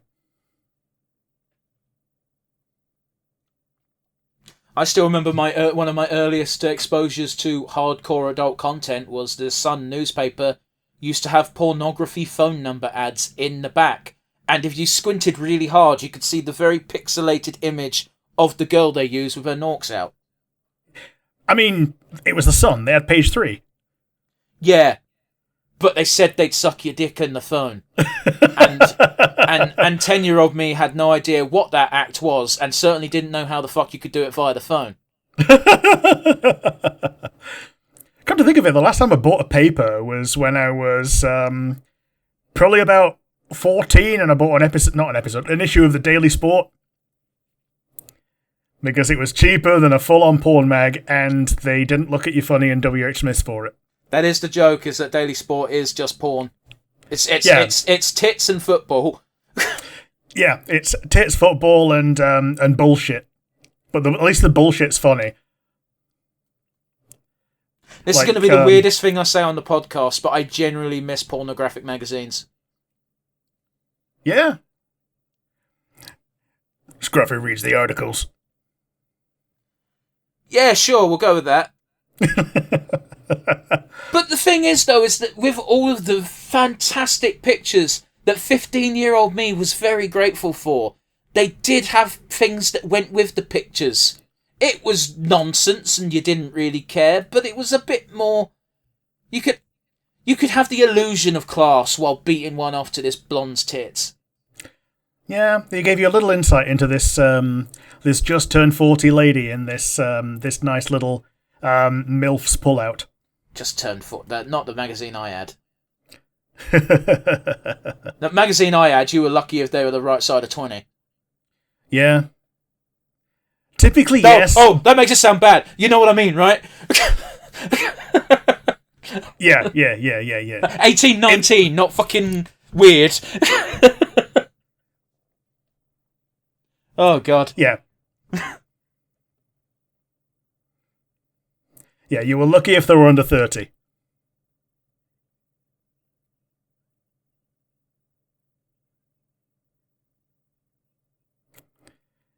Oh shit, that reminds me though. They used to take photos of 16-year-olds and put them in the papers. I'm sorry, what? Yeah. Not Lindsay Dawn topless. McKenzie. Yeah, Lindsay Dawn McKenzie was doing topless photos at 16. Why is she eating her fucking hat string? Because we've cut away from the plot to have a fucking 2-minute long comedy bit for reasons unknown.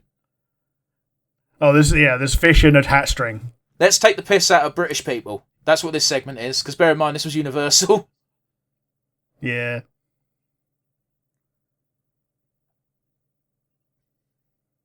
Look at these British people. All they do is drink all day because they're a bunch of drunks. Yeah, and they eat jelly deals.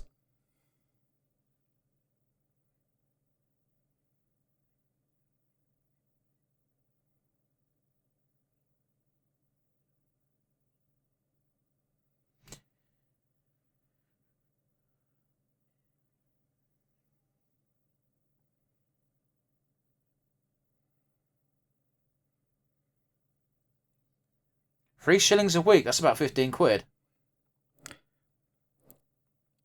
She just knocked her the fuck out with one punch. Not even a punch, he just poked her in the collarbone.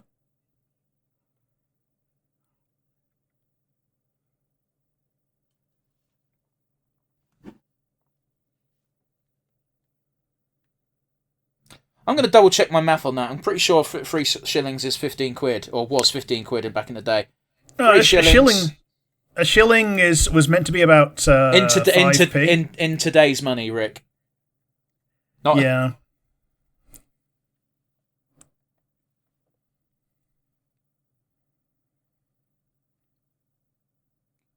I don't know if it's gonna.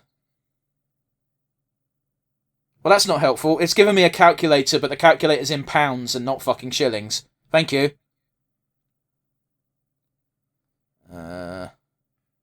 Select a year. Jesus Christ. 1935.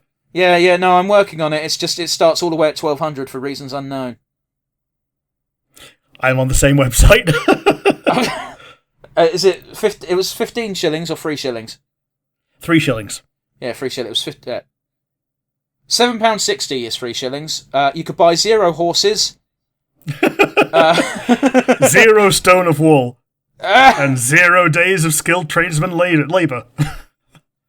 The data used in this currency converter comes from our historical records. As such, might be bullshit. I love that. For 3 shillings, could buy you 0 horses. It could buy you fuck all, and is now worth damn near fuck all. £7.60. Well, I make more than 3 shillings an hour. Yeah, you do. Good for me. I love how we got onto the same bullshit website. Yeah, because the first one is just a list of pictures of shillings that you can buy. But the first one was like, how much money do you want to know about? And it starts at £100 and you can't go any lower. And it's like, cool, this is actually useless. Yeah.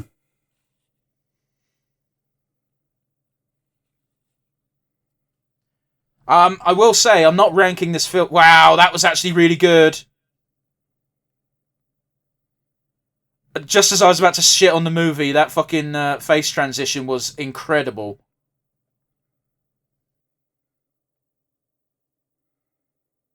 And now he's got his Vegeta wig. I wonder how they did that. Did they just gradually apply the makeup, or did they just put 2 film cells on top of one another? I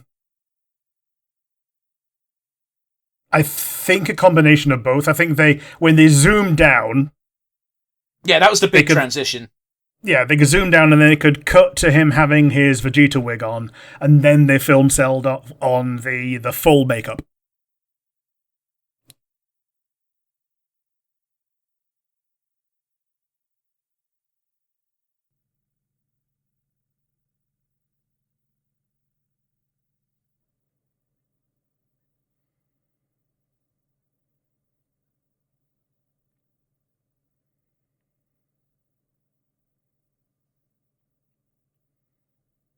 Well, you know what men do when they're on their own for long enough.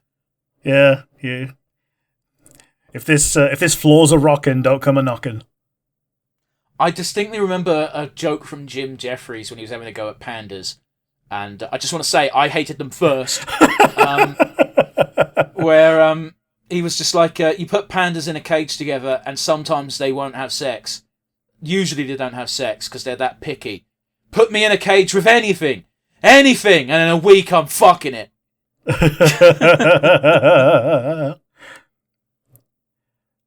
It's the monster fucker's credo.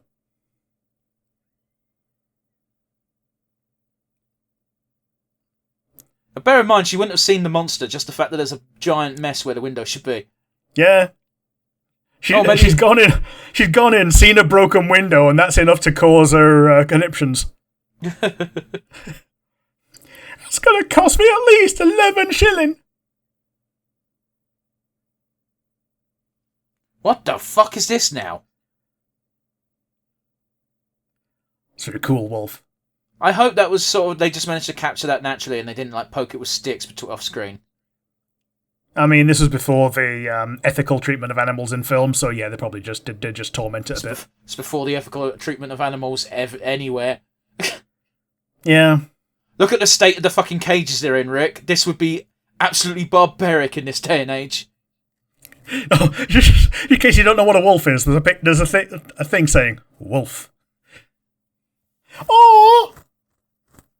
Well, don't get too... is he freeing them? I think he is.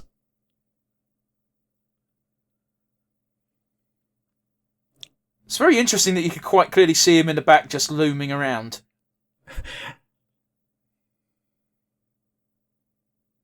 Wait, was that meant to be... Wait, so who's the other person then? Or did they just not think? Is there a second werewolf? Yeah, I don't know what's going on. Because he's in the bushes, and there was definitely one... There's definitely one...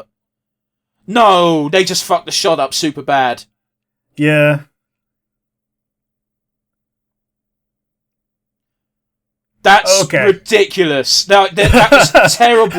Terrible filmography. Okay. Oh yeah, this is another one of British people, all they do is drink.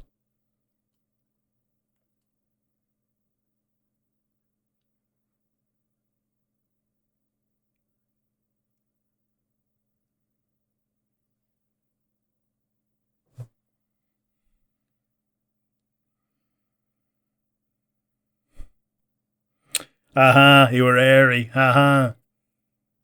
Rick's got a bit of a weakness for this type of jab, considering his lifestyle. The lifestyle he was forced to live at being a really hairy gentleman. Yeah.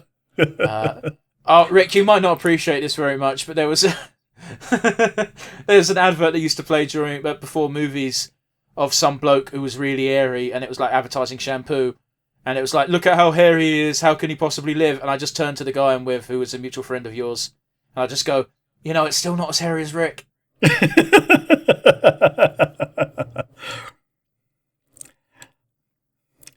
Yeah. Oh, hello.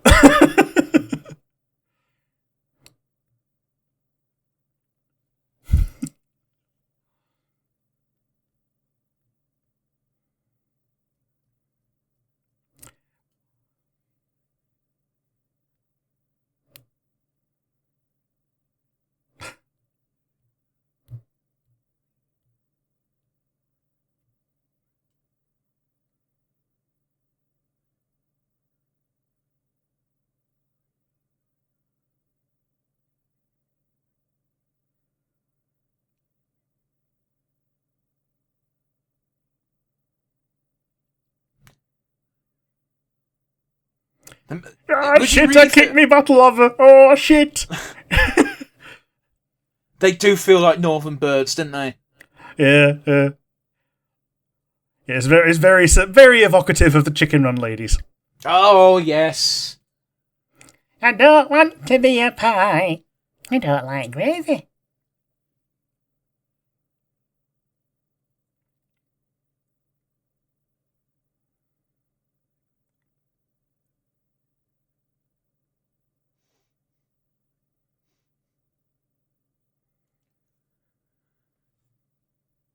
How very reasonable of you, sir. He looks a bit like Slugworth. No, he didn't. Wait, who am I thinking? I was thinking of Slugworth. I thought that was a character from Futurama, but I might be misknowing. Oh, you're thinking of Wernstrom. Okay, so yeah, he might have looked like Slugsworth because I don't know who you're talking about. My apologies. Yeah, he's in the Charlie and the Chocolate Factory movie, and he tempts all the kids with... the evil guy. Yeah, a little bit. Put a hat on him. Yeah, and he just turns out to be one of Wonka's employees. His only employee, because he doesn't take his Oompa Loompas. His only human employee, yeah. Again, I don't think he pays... I believe they even explicitly say he pays the Oompa Loompas in cocoa beans, of which is pittance. Yeah, he pays them in cocoa beans and lodging. And the lodging is in company housing, which is used to make sure that they get to work faster and Oompa Loompa themselves to death.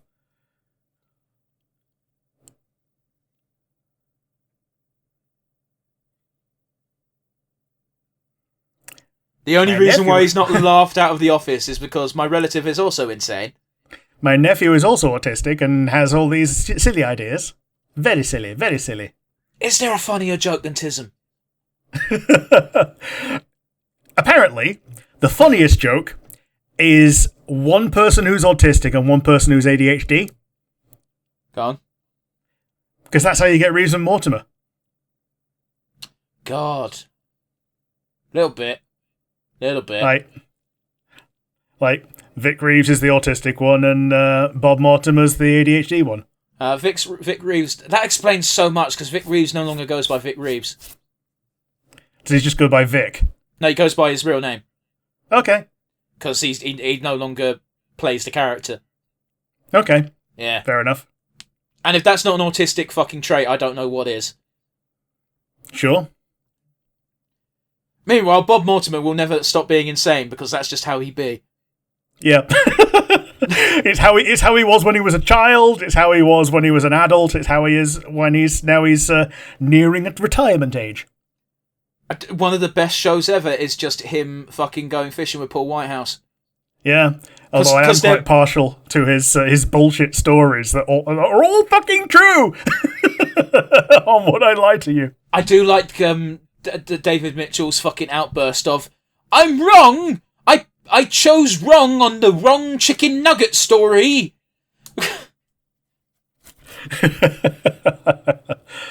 Apparently, he is allowed to lie about things that don't matter during the story. Yes. So you can obfuscate people's names, for instance. So the reporters that came to his house after he burnt it down with standard fireworks were probably not called Caramel and Waffle. I distinctly remember one where he got he said he got pulled over by the side of the road, and Trevor McDonald stopped to help him fix his tyre.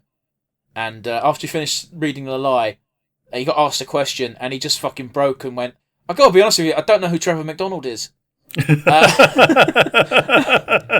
Which is a great thing to say if you're actually telling the truth. Yeah, he wasn't. He was in fact lying, but because he was being so silly, everyone was just like, "You must be telling the truth and trying to hide it." And it's like, you can never tell with Mortimer. That's the problem. Yeah. Like, he must be the cause of at least 20 David Mitchell rants. Yeah. Yeah.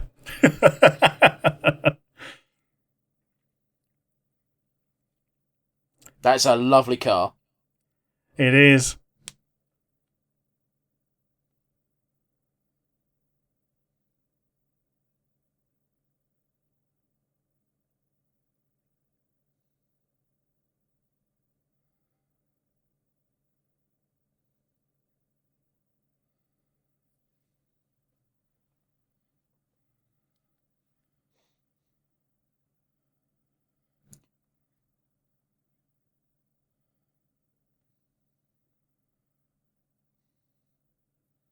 He's going to start growling soon, isn't he? Maybe. Well, this fucking makes me sad now. Oh, he's a good little boy, ain't he?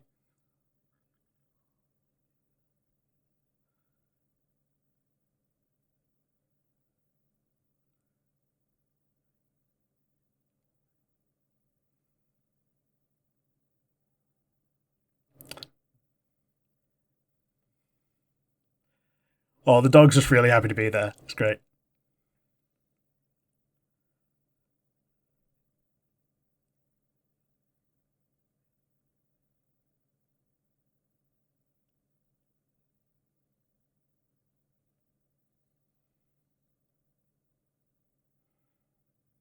Well, here's the problem with this plan. There is a window.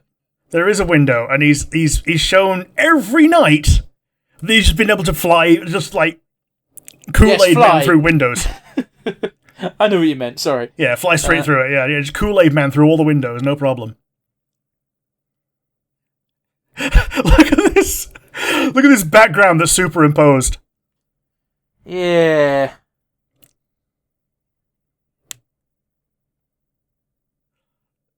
I love if they just did it while the fucking background was still moving. Oh, why am I so stupid?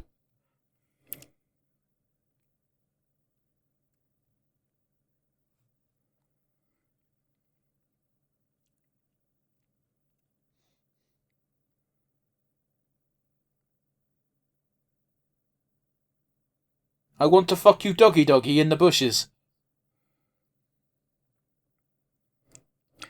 I don't know why that's my go-to joke lately. I think Blackadder's infected my brain.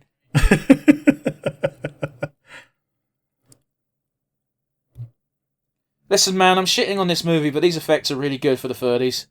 Yeah.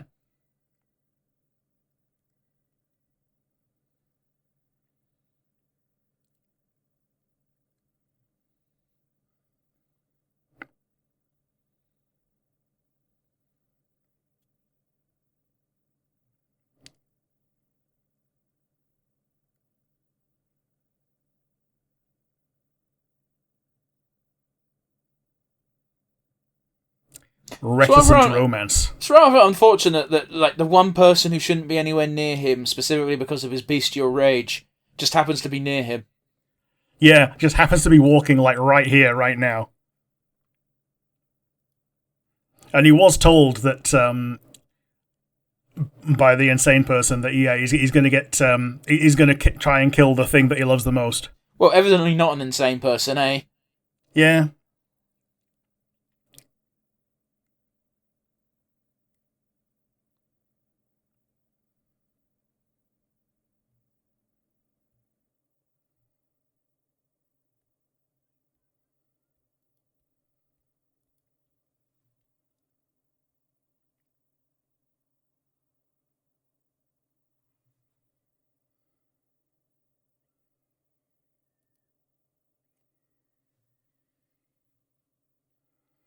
Let's have puppies.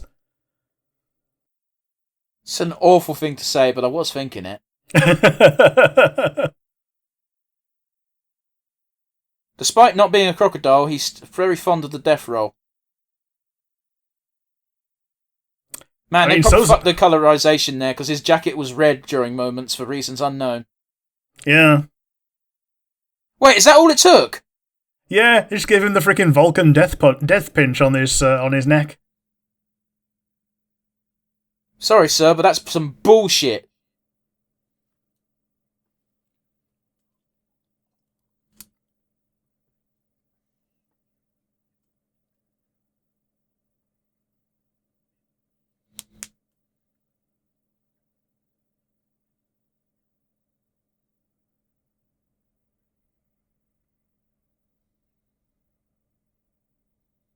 That's not going to make a fucking difference. I'm sorry, I'm still not quite over the fact that the werewolf was dealt with so easily. Yeah, it's so weird, ain't it? And we've got less than 10 minutes left of the film, so I assume it's going to get killed soon. Yeah, we're going to have our twist.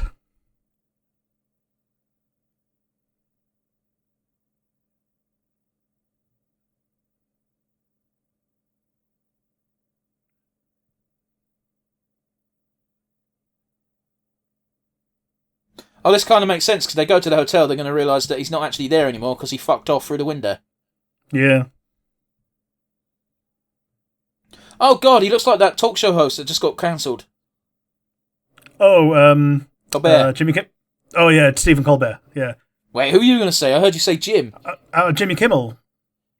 Oh, yeah, but he came back immediately.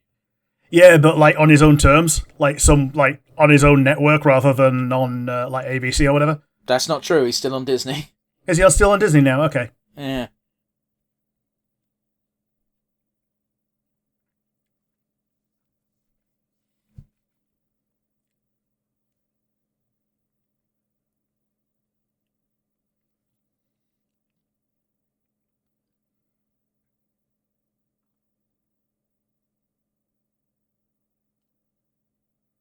Oh, what a fucking fun series of scenes this is. I understand that they need them, but boy are they unnecessary.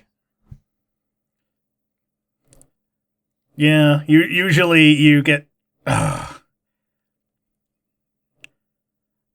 This might be the first time people have seen phones used by more than one person at once. He got 2 phones! Well, you got to bear in mind, back then, if one phone was taken up, you wouldn't be able to have a conversation with them. There was no voicemail. True.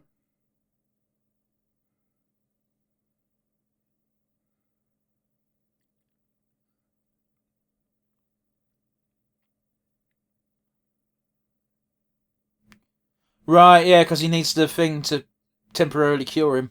Or to fight the Wolfman. To stave it off. Which makes the fact that he only brought one plant back kind of... Well, then again, he didn't know, so... Yeah, he doesn't know that he was gonna be a werewolf. He didn't know the curse was real until he got attacked by one. Oh well. Well, even then, apparently he fucking went quite a bit of time without getting affected by the curse at all, so... Yeah, he just thought it was a very hairy Tibetan man.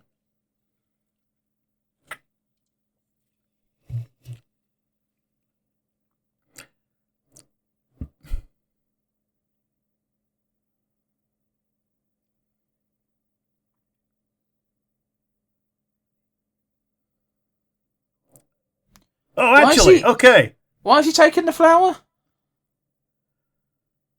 I'm very confused as to the motivation here. Well, it looks like our guy is accusing the other guy of being the one who bit him. Okay. I mean, he was the botanist who was with him at the time. Was he? But he didn't. I don't think he looked like that back in the beginning of the movie. He was a lot skinnier and didn't have a mustache. Yeah, he didn't look like that at the beginning of the movie.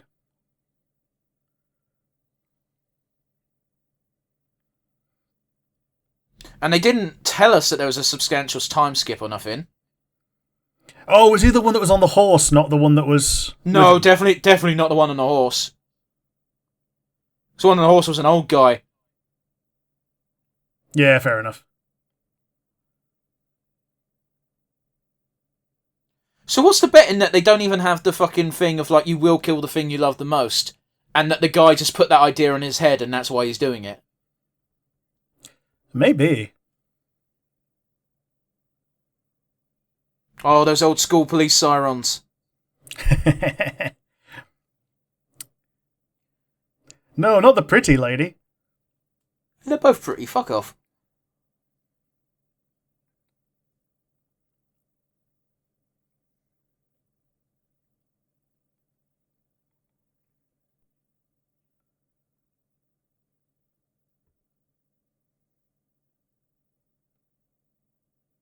So, we've got 4 minutes left-ish. What the fuck? An Aruga fucking hole.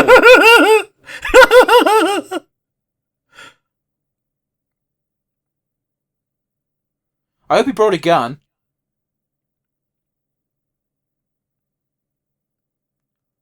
Because it doesn't seem this version of the Wolfman has super endurance.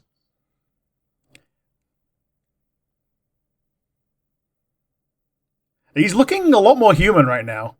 I fucking break his back and make him humble with my giant penis. That's a wrestling reference for people who give a fuck. And for Rick, will just be a bunch of gibberish and make no sense.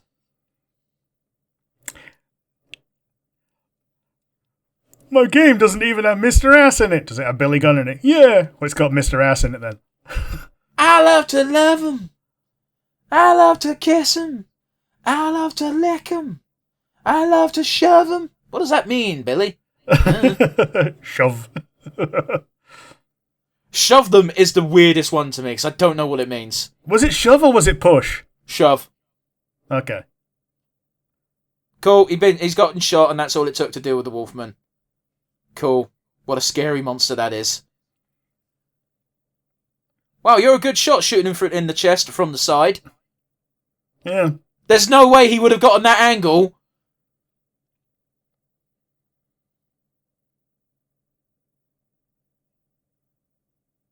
Oh.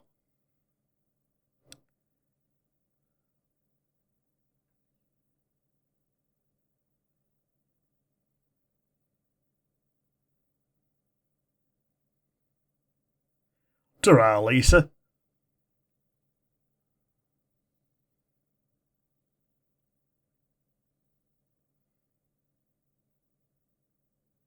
This would have worked better as Dr. Jekyll and Mr. Hyde. Yeah. It's even set in London, for fuck's sake. Yeah, it's set in London. The flower goes nowhere. And you and I both know the story. He takes the serum to unleash his inhibitions, becoming Mr. Hyde. And if he runs out of eventually he just doesn't need the serum and it just takes him over. So it would make sense, wouldn't it? Yeah, yeah.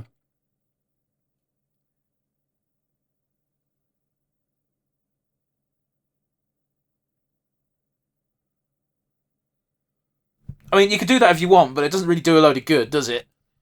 Yeah. I will falsify my report. Why? He's killed people. The unfortunate thing is only he knows that there's another werewolf now. Oh, and he's dead. Yeah. Did he actually kill him? We choked him out. I assume the implication is he's dead. Sure. It's very weird if they bothered showing all of that and not... Why... Oh, I was about to ask why the fuck we were looking at a plane, but apparently it's for the Universal end credit card. Sure. You can see why I was getting a bit annoyed there, right? Yeah, I get you. I'll tell you what, I do like the a good cast is worth repeating bit. It's a good gimmick.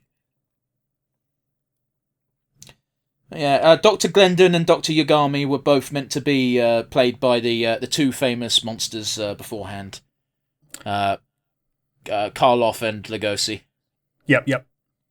Who I think I said I called him Bugosi at the beginning because I fucked up the first letter of his surname. You did, but I didn't pick you up on it. So that's going to be a funny gag for people in the future. That being said, Rick, that's the end of Wolfman of London. What did you think? I think it speaks volumes that we talked over most of it about things that weren't happening in the movie. That's a solid fucking half an hour chunk of that film. We were just talking bollocks. We were. Not paying attention, and it didn't matter. No, and if you can't...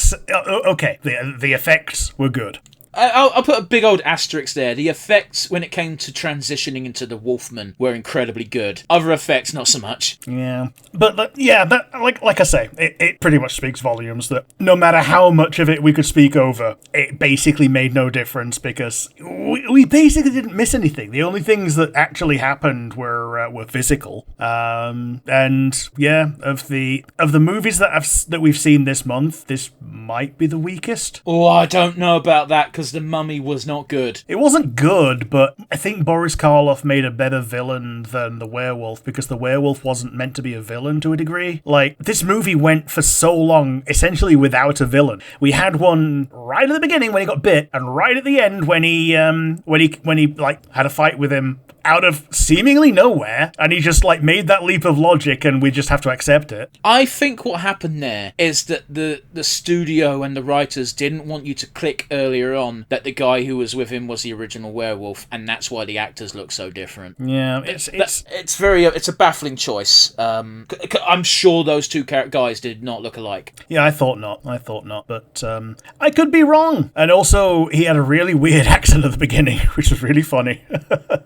Yeah, you mentioned that. It was certainly a choice. I'm just reopening the film, and I just want to see this guy's face again, because like he did not look the same. Let's see here. I think they're also banking on it being long enough after that you just don't know. But yeah, it's a completely different person, Rick. He's like half the size. Yeah, like, and they don't even tell you there's been like 4 years in between or anything. Like, he's so different. I don't think there is any time between. I think we go straight from Tibet to now they're in London, which would have been whatever travel time was. So back in the day, a couple of weeks. Yeah, 15 minutes or so, he introduces himself. I'm Dr. Yagami. Like, yeah, I think he wasn't the guy. It just apparently was him. Okay, it makes no sense. And he followed him because he nicked like the only blooming flower and he wanted to steal it. I don't fucking know.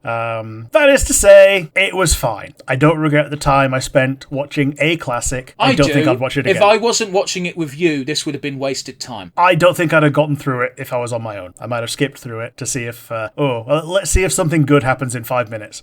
And the answer is, unless you're 10 minutes away from the end scene, no. Yeah.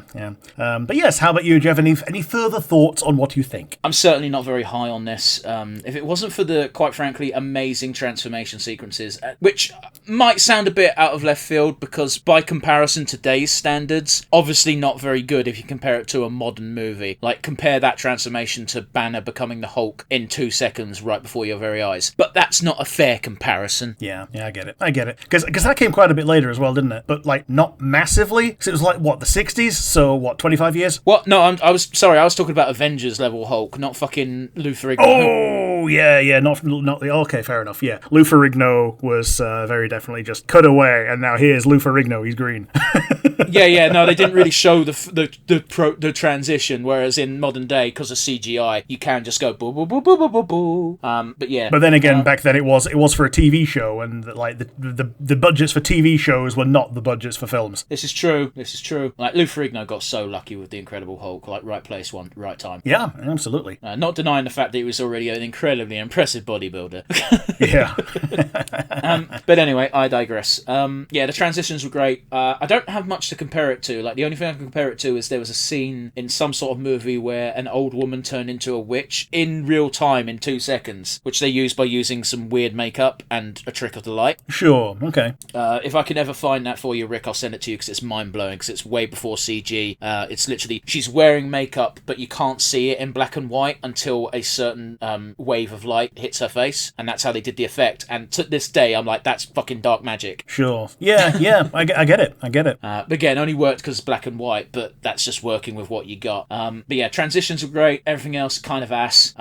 Much like with The Mummy, I can understand why The Wolfman, rather than The Werewolf of London, is where we're at for this is the first werewolf movie, rather than what is actually the first movie. Yeah. It's the first werewolf movie that's longer than a cartoon episode. Yeah, fine. We did touch on that earlier, didn't we? Yeah, as you say. Alrighty, so let's get down to brass tacks, shall we? Let's do our usual wind down. Rick, do you have a standout favourite moment? It was the first transformation, because that's the one that got the most attention, and it was the one that was the most impactful for us. I think my exact words were, like, I stopped whatever bullshit we were talking about and I just immediately went, oh, wow, that was really good. Yeah. Like exactly that. Like it immediately stopped us in our tracks and demanded attention, and attention it deserved. But yeah, how about you? Do you have a favourite moment?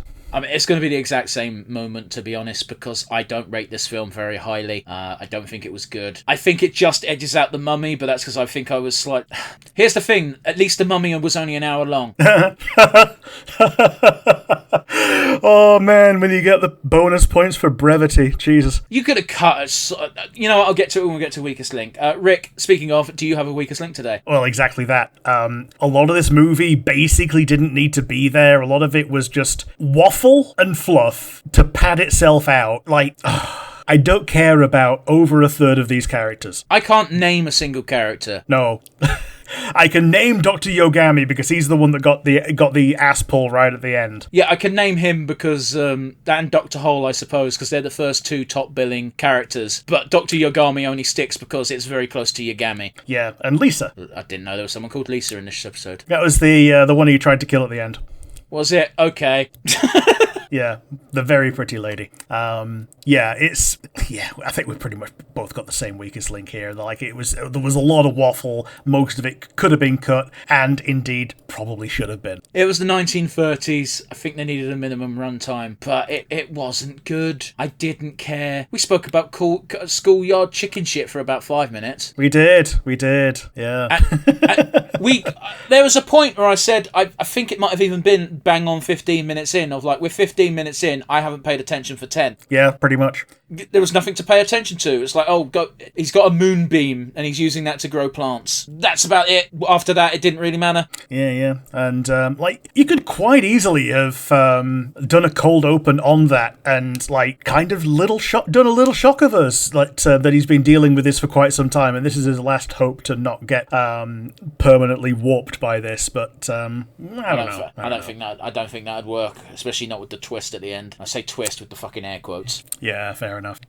So yeah, that's both of our weakest links, I guess. Unless you have something more to add on it, or a different weakest link to pick. I really don't. It wasn't good. It dragged on. I would not have gotten through this movie if I wasn't talking to you. Yeah, fair enough. And I know that sounds like a compliment to Rick, and it half is, but it's mostly saying that this film is really bad. No offense, Rick. Don't worry about it. But yes, let's get to our crowning glory. We don't like to end on a negative, we like to end on a high. So with that said, who is getting your MVP today, Rick? Makeup artist Jack Pierce. Okay, I'm going to piggyback and say like we're 3 for 3 and just entirely in agreement today. Weakest link, favourite moment, MVP, we're on the same page. We have shared the brain cell. There wasn't anything to share, this movie's terrible. Sorry to everyone who clearly worked hard on it, but it's shit. Yeah, it was a bit. We watched Nosferatu. We did. We thought that did. was going to be the lowest point, and lo and behold, we've had 2 lowers. Yeah. It's Christ on a bike. Yeah, this film wasn't good. The makeup was excellent. I'm kind of curious to see what the original plan was for the Wolfman look. However, given the style of story that they ended up going for, I 100% agree with the actor in that being able to show off his emotional range via his facial features was definitely a benefit. Yeah, true. I get it. And kudos to Jack Pierce for being able to modify his original monstrous look to work with the actor and the studio. Yeah, and that's the thing, like, if I were to give it a secondary weakest link, is that they didn't know what they wanted to do with it because of trying to make the werewolf more sympathetic. It meant that the movie just went without a villain for so long. Like, yes, he was doing murders, but we were meant to feel sorry for him. Again, it screams Jekyll and Hyde. Or just like, here's the good doctor doing his life's work and being a generally nice human being, and then here's Hyde being a shit. But Dr. Jekyll's not there when Hyde is out. Yeah. So you can feel a bit bad for Jekyll. Yes, Jekyll unleashed Hyde, but, Absolutely. And I think that brings us to a close, does it? I think it does, yeah.